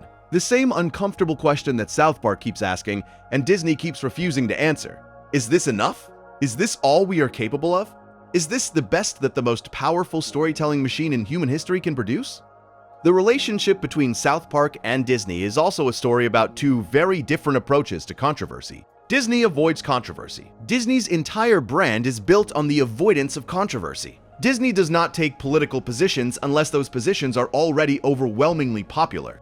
Disney does not address uncomfortable topics unless those topics have already been safely processed by the broader culture. Disney does not challenge its audience because challenging an audience means risking the loss of that audience, and Disney cannot afford to lose anyone because Disney's business model requires everyone. South Park courts controversy. South Park's brand is built on controversy. Parker and Stone have mocked every religion, every political party, every ethnic group, every social movement, every sacred cow they could find. They have been threatened, they have been censored, they have been banned from an entire country, and they have never stopped. They have never apologized, at least not sincerely. They have never backed down. Because for Parker and Stone, controversy is not a risk to be managed. Controversy is a sign that you are saying something true, something that people do not want to hear, something that the culture needs to hear whether it wants to or not. That difference in approach, the difference between avoidance and engagement, between safety and risk, between the corporate instinct and the creative instinct, is the fundamental difference between South Park and Disney. And it is the reason the two properties exist in permanent opposition, because they are not just making different products, they are making different arguments about what it means to be an artist, about what it means to tell stories, about what entertainment owes to the people who consume it, and what it owes to the truth. Disney says entertainment owes its audience comfort. South Park says entertainment owes its audience honesty. And both of them are right, and both of them are wrong. And the tension between those two positions is, in a very real sense, the tension at the heart of American popular culture. It is getting late, or it is getting early, depending on when you started this. Either way, if you are still listening, a subscribe is always appreciated. There is a particular quality to the way South Park handles Disney that separates it from other shows that have mocked the company. Other comedians, other shows, other films have taken shots at Disney over the years. The Simpsons has done it. Family Guy has done it. Countless stand-up comedians have built bits around the absurdity of the Disney brand. But none of them have done it with the sustained focus, the thematic consistency, and the philosophical depth that South Park has brought to the subject. Part of this is simply a matter of format. South Park can respond to current events faster than almost any other show on television. The 6-day production cycle means that Parker and Stone can see a new story on Monday and have an episode about it on the air by Wednesday. This allows them to be timely in a way that other animated shows, which typically require months or years of production, cannot. When Disney announced the acquisition of Lucasfilm, South Park had an episode about it within a week. When Disney's relationship with China became front-page news, South Park had an episode about it within days. When the discourse around Disney's creative direction reached a fever pitch, South Park had a special about it within weeks. But speed alone does not explain the depth. The depth comes from the consistency, from the fact that Parker and Stone have been returning to this subject for over 25 years. They have watched Disney evolve. They have watched Disney grow. They have watched Disney stumble and recover and stumble again. And at every stage, they have been there, watching, commenting, mocking, rearising, holding up a funhouse mirror to the most powerful entertainment company on Earth, and showing the world what it looks like when you strip away the polish. The South Park version of Mickey Mouse is, by now, one of the great satirical characters in television history. He has appeared in multiple episodes and specials, spanning from his brief cameo in Eek, A Penis in 2008 to the Pandemic special in 2020, with a photograph of him appearing in the Pandaverse special in 2023. He has beaten up the Jonas Brothers, he has conspired with Randy Marsh to sell marijuana in China, he has caused a global pandemic, he has stood among a crowd of angry celebrities plotting revenge against a small town in Colorado. He has sent death threats to Randy Marsh when Randy's confession threatened to expose their shared culpability. And through it all, he has maintained that high-pitched voice, those round ears, that plastered-on smile. He is always recognizably Mickey, always recognizably Disney, and he is always doing something terrible, always saying the quiet part loud, always revealing the machinery behind the magic. There is something almost tragic about the character, because the real Mickey Mouse, the original Mickey Mouse, the character Walt Disney created in 1928, was not a corporate symbol. He was a cartoon, a funny little mouse who got into trouble and found his way out. He was charming and silly and full of life. He was the product of one man's imagination, one man's talent, one man's desire to make something that would make people smile. And over the course of a century, that simple character has been transformed into something else entirely. Into a logo, into a trademark, into a legal weapon, into the smiling face of a corporation that generates hundreds of billions of dollars in revenue and employs hundreds of thousands of people and operates on every continent on Earth, and had, until recently, its own private governing district in the state of Florida. South Park's Mickey Mouse is a commentary on that transformation, on the distance between what Mickey was and what Mickey has become, between the small, hand-drawn character who made people laugh and the corporate icon who makes people spend, between the creation and the brand. And that distance, that gap, that slow and steady transformation of art into commerce is the real subject of everything South Park has ever said about Disney. It is the subject of The Ring, which shows Mickey turning childhood innocence into a marketing strategy. It is the subject of Banned in China, which shows Mickey sacrificing artistic freedom for access to foreign markets. It is the subject of the Pandemic special, which shows Mickey so consumed by greed that he literally helps create a global catastrophe. And it is the subject of Joining the Pandaverse, which shows the entire Disney machine so addicted to formula that it has forgotten how to tell a story. Each of these episodes approaches the subject from a different angle. Each of them uses different characters, different storylines, different jokes. But they are all asking the same question. The question that has been at the heart of South Park's relationship with Disney from the very beginning. The question that is, in many ways, the central question of American popular culture in the 21st century. What happens to art when it becomes a product? South Park does not answer this question. South Park is not interested in answers. South Park is interested in the question itself, in the discomfort of the question, in the way the question makes you look at the things you love and wonder whether you should love them, whether they deserve your love, whether the entity that made them sees your love as anything other than a revenue opportunity. And Disney does not answer the question either. Disney does not acknowledge the question. Disney pretends the question does not exist. Disney keeps making content and selling tickets and acquiring companies and extending copyrights and building theme parks and projecting that beautiful, warm, reassuring surface onto every screen in the world. And behind that surface, the machinery keeps running, the formula keeps producing, the shareholders keep profiting. And the question keeps hanging in the air. Unanswered, maybe unanswerable, but impossible, once you have heard it, to forget. If you are enjoying this deep dive, a subscribe is the single best way to support the channel. It costs nothing, and it means the world. There is something else about the South Park versus Disney dynamic that deserves attention, and it is the question of legacy. Both properties are now old enough to have histories, to have pasts, to have evolved through multiple eras and multiple cultural contexts. And the way each of them relates to its own past tells you something important about what each of them values.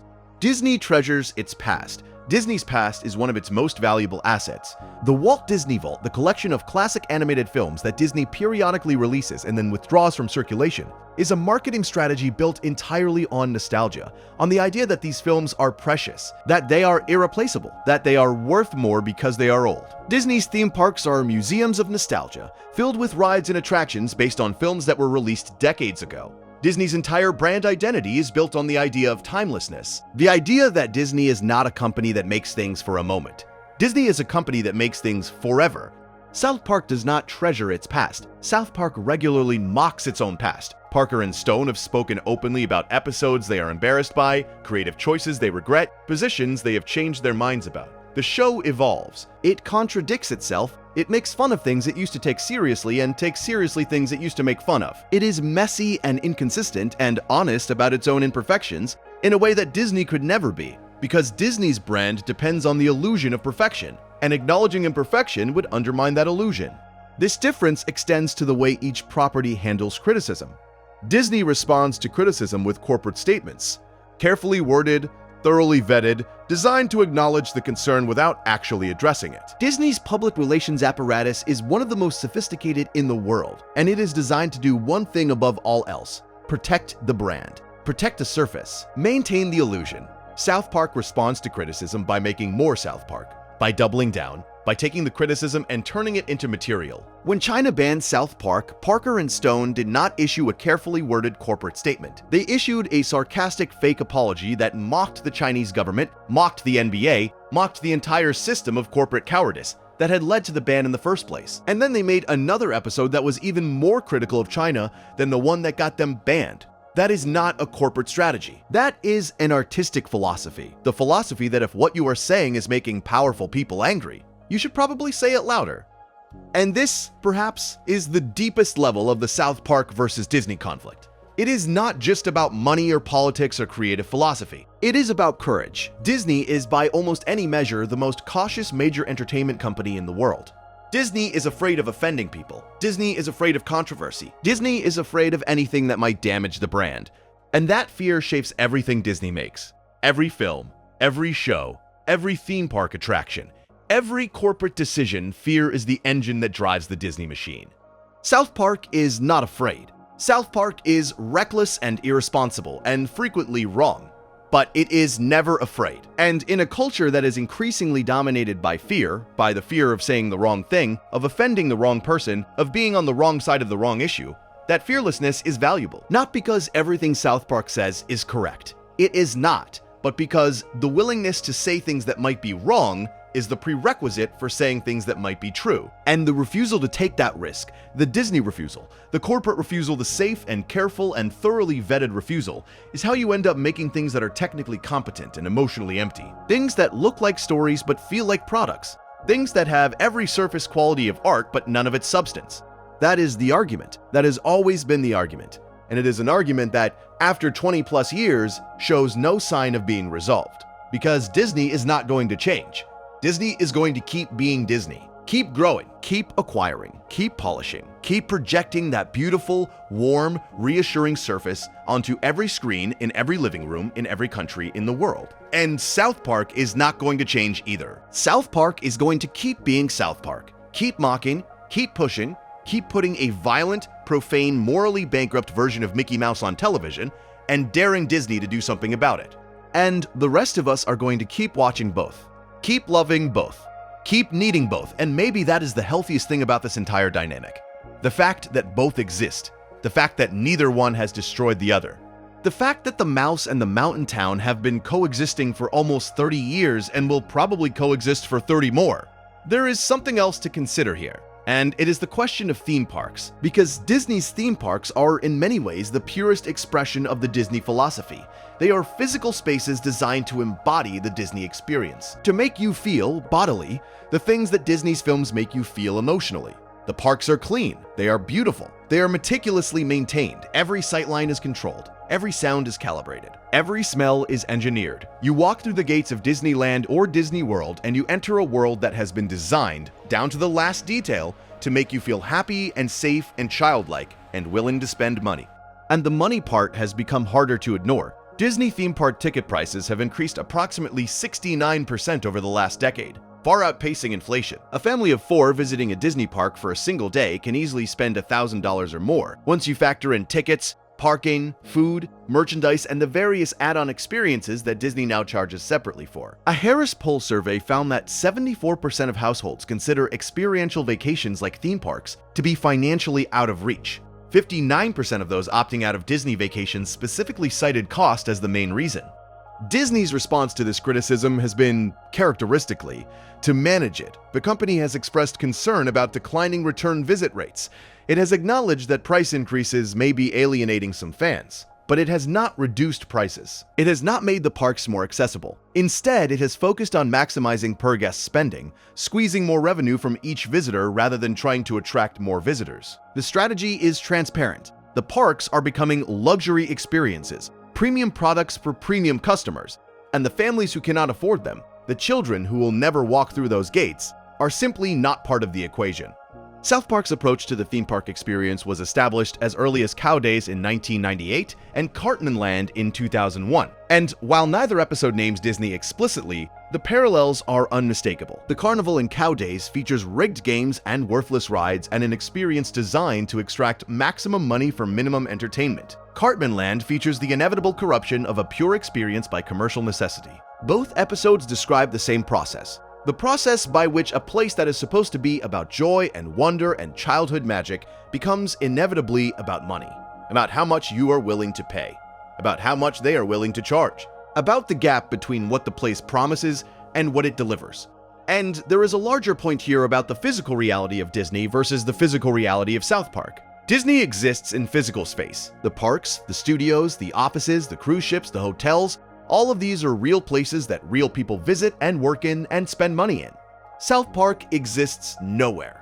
South Park is a fictional town in a fictional version of Colorado, animated in a style so crude that it barely resembles any real place at all. The boys live in a town that looks like it was drawn by a 4-year-old. The mountains in the background are simple shapes. The trees are green triangles. The buildings are featureless rectangles. Nothing in South Park looks real. Nothing in South Park feels real. And yet, the things that happen in South Park, the conversations the characters have, the observations the show makes, the truths it stumbles into, those things feel more real than anything you will find in a Disney theme park. Because reality is not about surfaces. Reality is about substance. And South Park, for all its crudeness, for all its deliberate ugliness, for all its refusal to be polished or pretty or professional, has more substance per square inch than the most elaborate Disney theme park attraction ever built.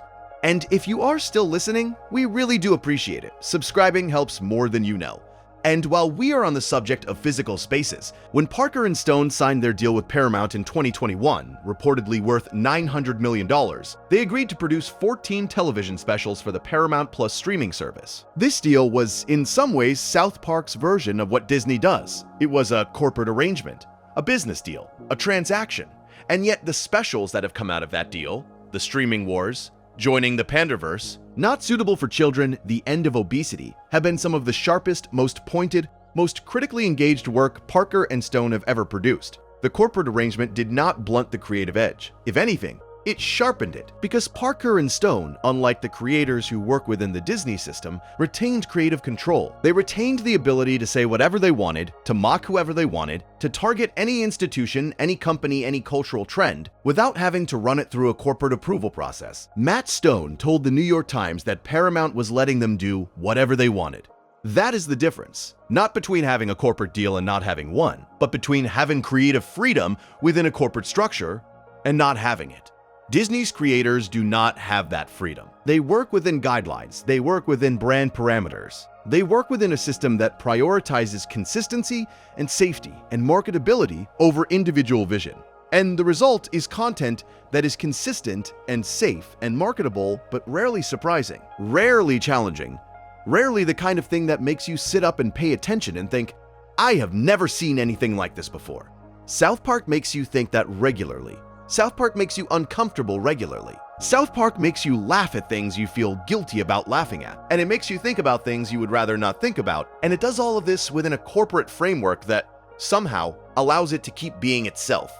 The Super Fun Time episode, which aired as the 7th episode of Season 12 on April 23, 2008, illustrates this creative freedom beautifully, even though it is not ostensibly about Disney. In the episode, the boys go on a field trip to Pioneer Village, a living history museum where employees dress in period costumes and refuse to break character under any circumstances. When armed robbers take the village hostage, the employees still refuse to break character. One of them is killed for it. Another is threatened, beaten, terrorized, and still refuses to acknowledge the existence of the modern world.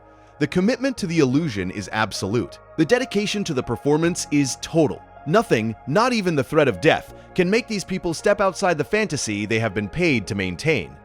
It is impossible to watch that episode without thinking of Disney's theme parks, without thinking of the cast members, as Disney calls them, who are trained to stay in character at all times, who are trained to maintain the illusion, who are trained to ensure that nothing, absolutely nothing, breaks the spell. The employees of Pioneer Village and Super Fun Time are a comic exaggeration of this principle, but the principle itself is real. And the episode raises a genuine question about where commitment to an illusion becomes pathological, about the point at which maintaining a fantasy stops being entertaining and starts being delusional, about the cost of never breaking character, of never stepping outside the performance, of never acknowledging that the world behind the costume is more complicated and more dangerous and more real than the world the costume represents. Disney cast members do not get killed for staying in character, but the principle is the same. The commitment to the surface is the same. The refusal to let reality intrude on the fantasy is the same. And South Park, by pushing that principle to its absurd extreme, by showing what happens when character commitment becomes literal life and death, is making the same argument it always makes about Disney, that the illusion is not harmless, that the fantasy has a cost, that the surface maintained at all costs, maintained in the face of everything, maintained even when reality is screaming in your face and demanding to be acknowledged, is not a gift to the audience. It is a prison. A beautiful, meticulously maintained, immaculately themed prison. There is also the question of how South Park has influenced the broader conversation about Disney, because South Park is not the only entity criticizing Disney. Journalists criticize Disney, former employees criticize Disney, investors criticize Disney. But South Park's criticism reaches an audience that most of those other critics do not. South Park reaches young people. It reaches the demographic that Disney is most desperate to capture and retain. And when those young people watch South Park's version of Mickey Mouse, when they see the gap between the sanitized Disney image and the greedy, violent, manipulative character that South Park creates, something shifts in their perception. Something small but permanent. A seed of skepticism that grows, over time, into a more critical, more thoughtful, more resistant relationship with corporate entertainment in general and Disney in particular. Parker and Stone probably did not set out to create a generation of Disney skeptics. They probably set out to make each other laugh. But the effect of their work, accumulated over nearly 3 decades, is significant. South Park has contributed to a cultural environment in which it is acceptable, even expected, to question the motives behind the entertainment you consume, to ask who benefits, to wonder what is being sold to you and why, to look at the beautiful surface and ask what is underneath. And that cultural environment, that habit of questioning, is something that Disney cannot buy, cannot control, cannot sanitize, and cannot make go away. There is one more thing to discuss before we bring this to a close, and it is perhaps the most important thing of all. It is the question of what South Park and Disney each believe about their audience. Disney believes its audience is fragile. Disney treats its audience like children, regardless of the actual age of the people watching. Every Disney product is designed to avoid upsetting the viewer, to avoid challenging the viewer, to avoid making the viewer feel anything that might be unpleasant or complicated or difficult to process.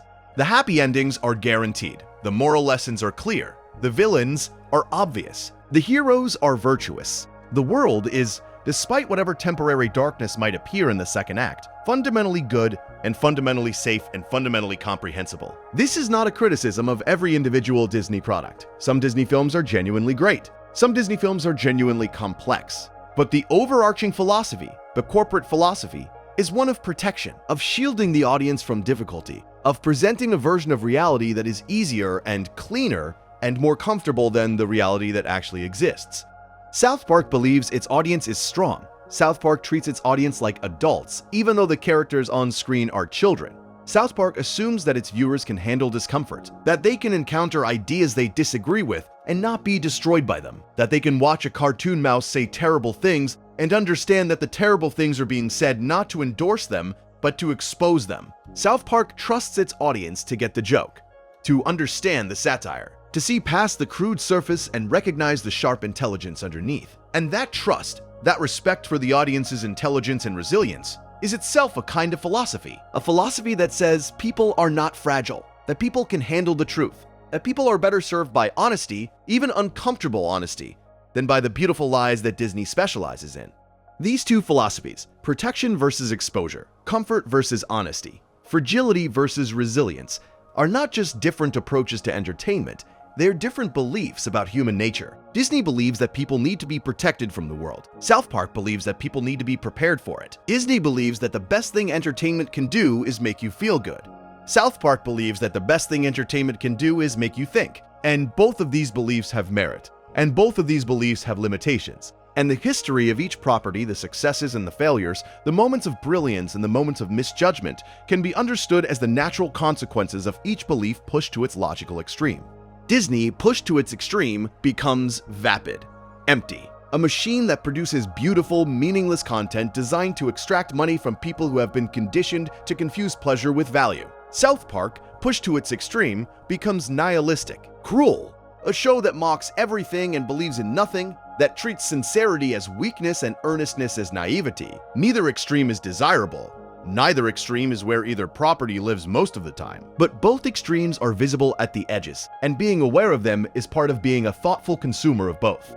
The healthiest relationship with entertainment, with Disney and South Park and everything in between, is probably one that draws from both traditions, that allows yourself to be comforted sometimes, that allows yourself to be challenged sometimes, that watches a Disney film with your children and lets the warmth wash over you without feeling guilty about it. That watches a South Park episode by yourself at midnight and lets the jokes make you uncomfortable without feeling guilty about that either. That holds both the fairy tale and the satire in your mind at the same time and recognizes that both are telling you something true about the world, even though the truths they tell are different and sometimes contradictory.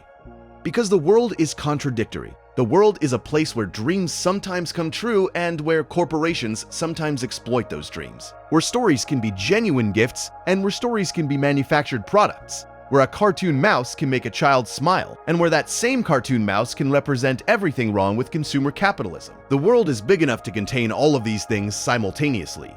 And the best art, whether it comes from Disney or South Park or somewhere else entirely, is the art that acknowledges that complexity rather than pretending it does not exist. There is also the matter of how both South Park and Disney handle the concept of nostalgia, because nostalgia is in many ways the currency of modern entertainment, the thing that audiences crave, the thing that studios sell, the feeling of returning to something familiar, something loved, something remembered. Disney weaponizes nostalgia.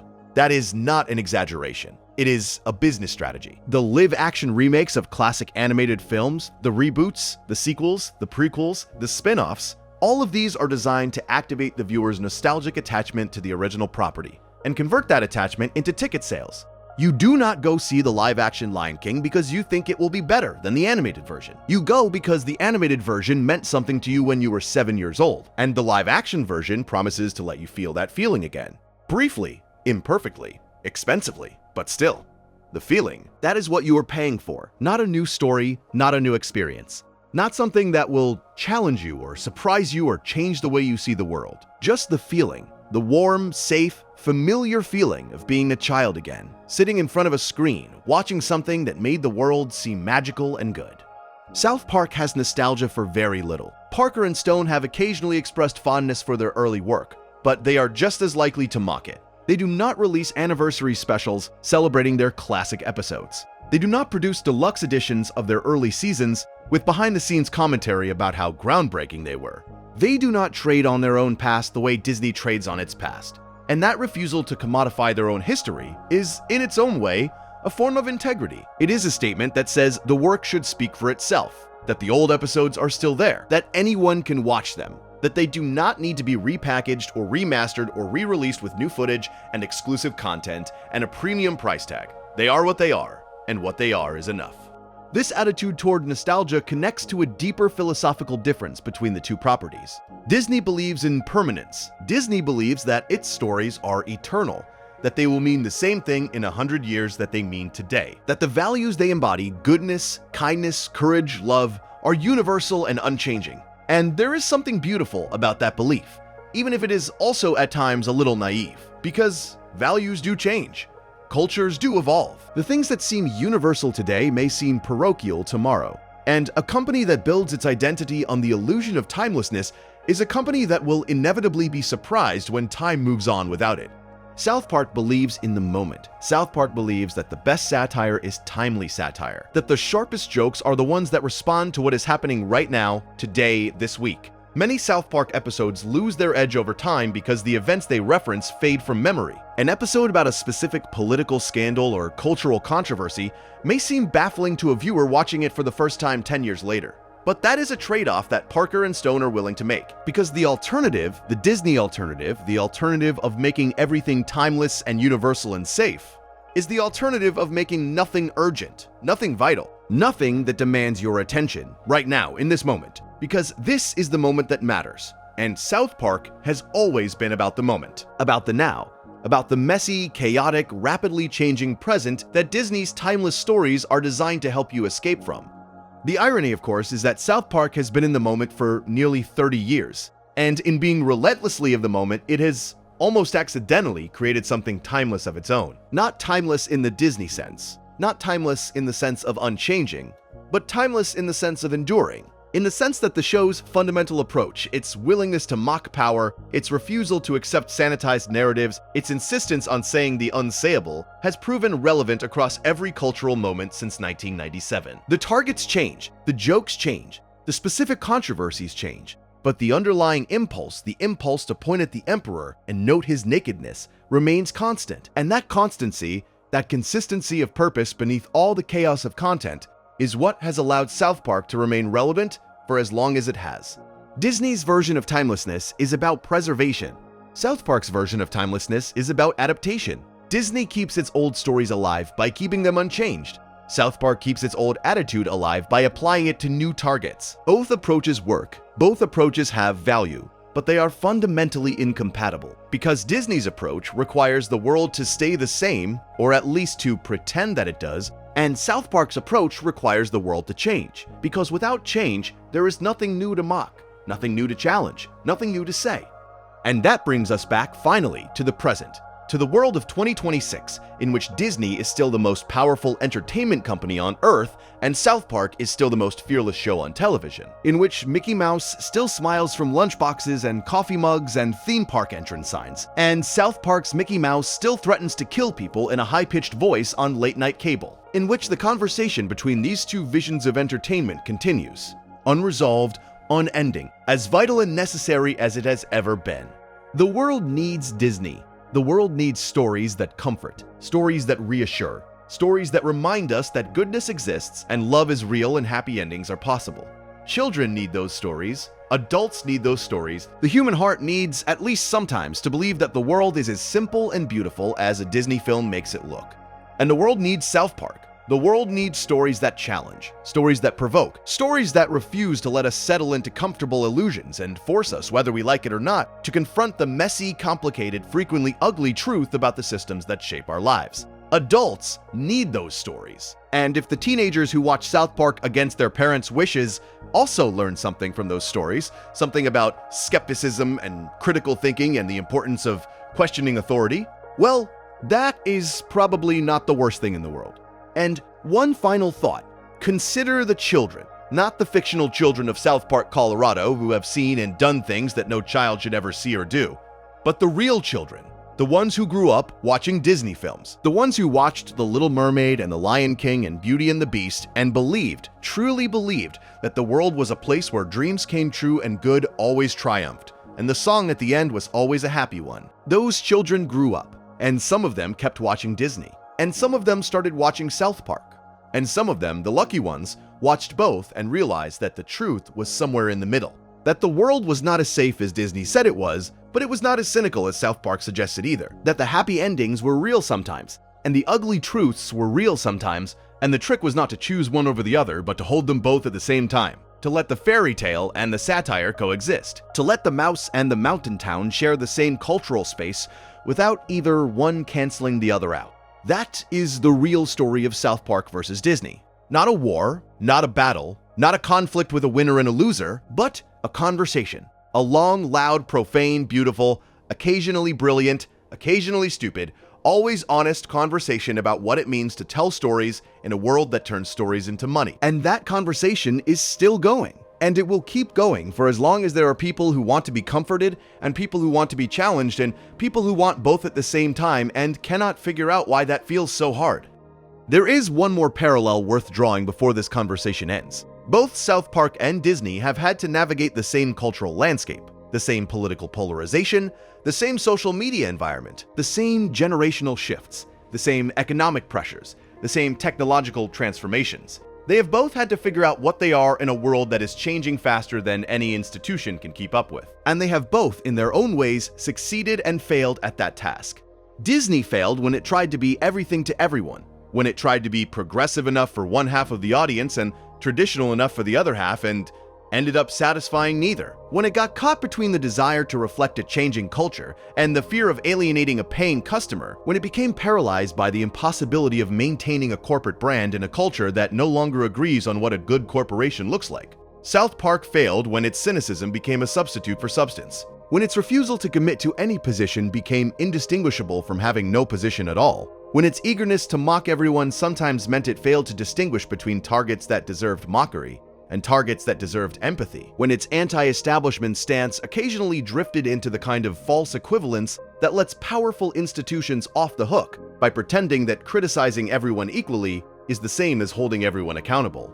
Both of these failures are instructive. Both of them reveal the limits of each property's core philosophy. Disney's philosophy of total inclusivity, of offending no one, of being the brand that everyone can trust, reaches its limit when the culture becomes too divided for any single brand to represent. South Park's philosophy of total irreverence, of mocking everything, of taking nothing seriously, reaches its limit when the things being mocked are genuinely serious, when the stakes are real, when the people being satirized are not powerful institutions but vulnerable individuals. And yet both properties, despite these failures, keep going, keep producing, keep evolving, or at least keep trying to evolve. Disney keeps making films and shows and theme park attractions, adjusting its strategy with each new cultural moment, trying to find the balance between the brand it was and the world it lives in now. South Park keeps making episodes and specials, adjusting its targets with each new controversy, trying to find the balance between the irreverence that defines it and the responsibility that comes with having a platform that millions of people pay attention to. Neither of them will ever get the balance exactly right. Neither of them will ever satisfy everyone. Neither of them will ever fully resolve the tension between what they are and what the world wants them to be. And that is fine. That is more than fine. That is, in fact, the point. Because the tension is the thing that keeps them interesting. The tension is the thing that keeps them relevant. The tension between comfort and challenge, between surface and substance, between the mouse and the mountain town, is the engine that drives both of them forward. And as long as that engine keeps running, the conversation will continue, the argument will persist, the jokes will keep landing, and the beautiful, warm, reassuring surface of the most powerful entertainment company on Earth will keep being examined, questioned, and occasionally shattered by a crude animated show made by two guys from Colorado who just want to make each other laugh. That is the story. That is the whole story. And it is a story that does not have an ending. Not yet. Maybe not ever. Because as long as there are stories to tell and money to be made from telling them, there will be someone trying to sell you a fairy tale and someone else trying to show you what is behind the curtain. And the space between those two impulses, the space between the fairy tale and the truth, the space between Disney and South Park, is the space where culture lives. where art happens, where the argument about what entertainment is and what it should be plays out one episode at a time, one film at a time, one joke at a time, forever. Sleep well, or keep thinking. Either way, you are in good company. If you enjoyed this video essay, make sure to subscribe. Thanks for watching, and I will see you in the next.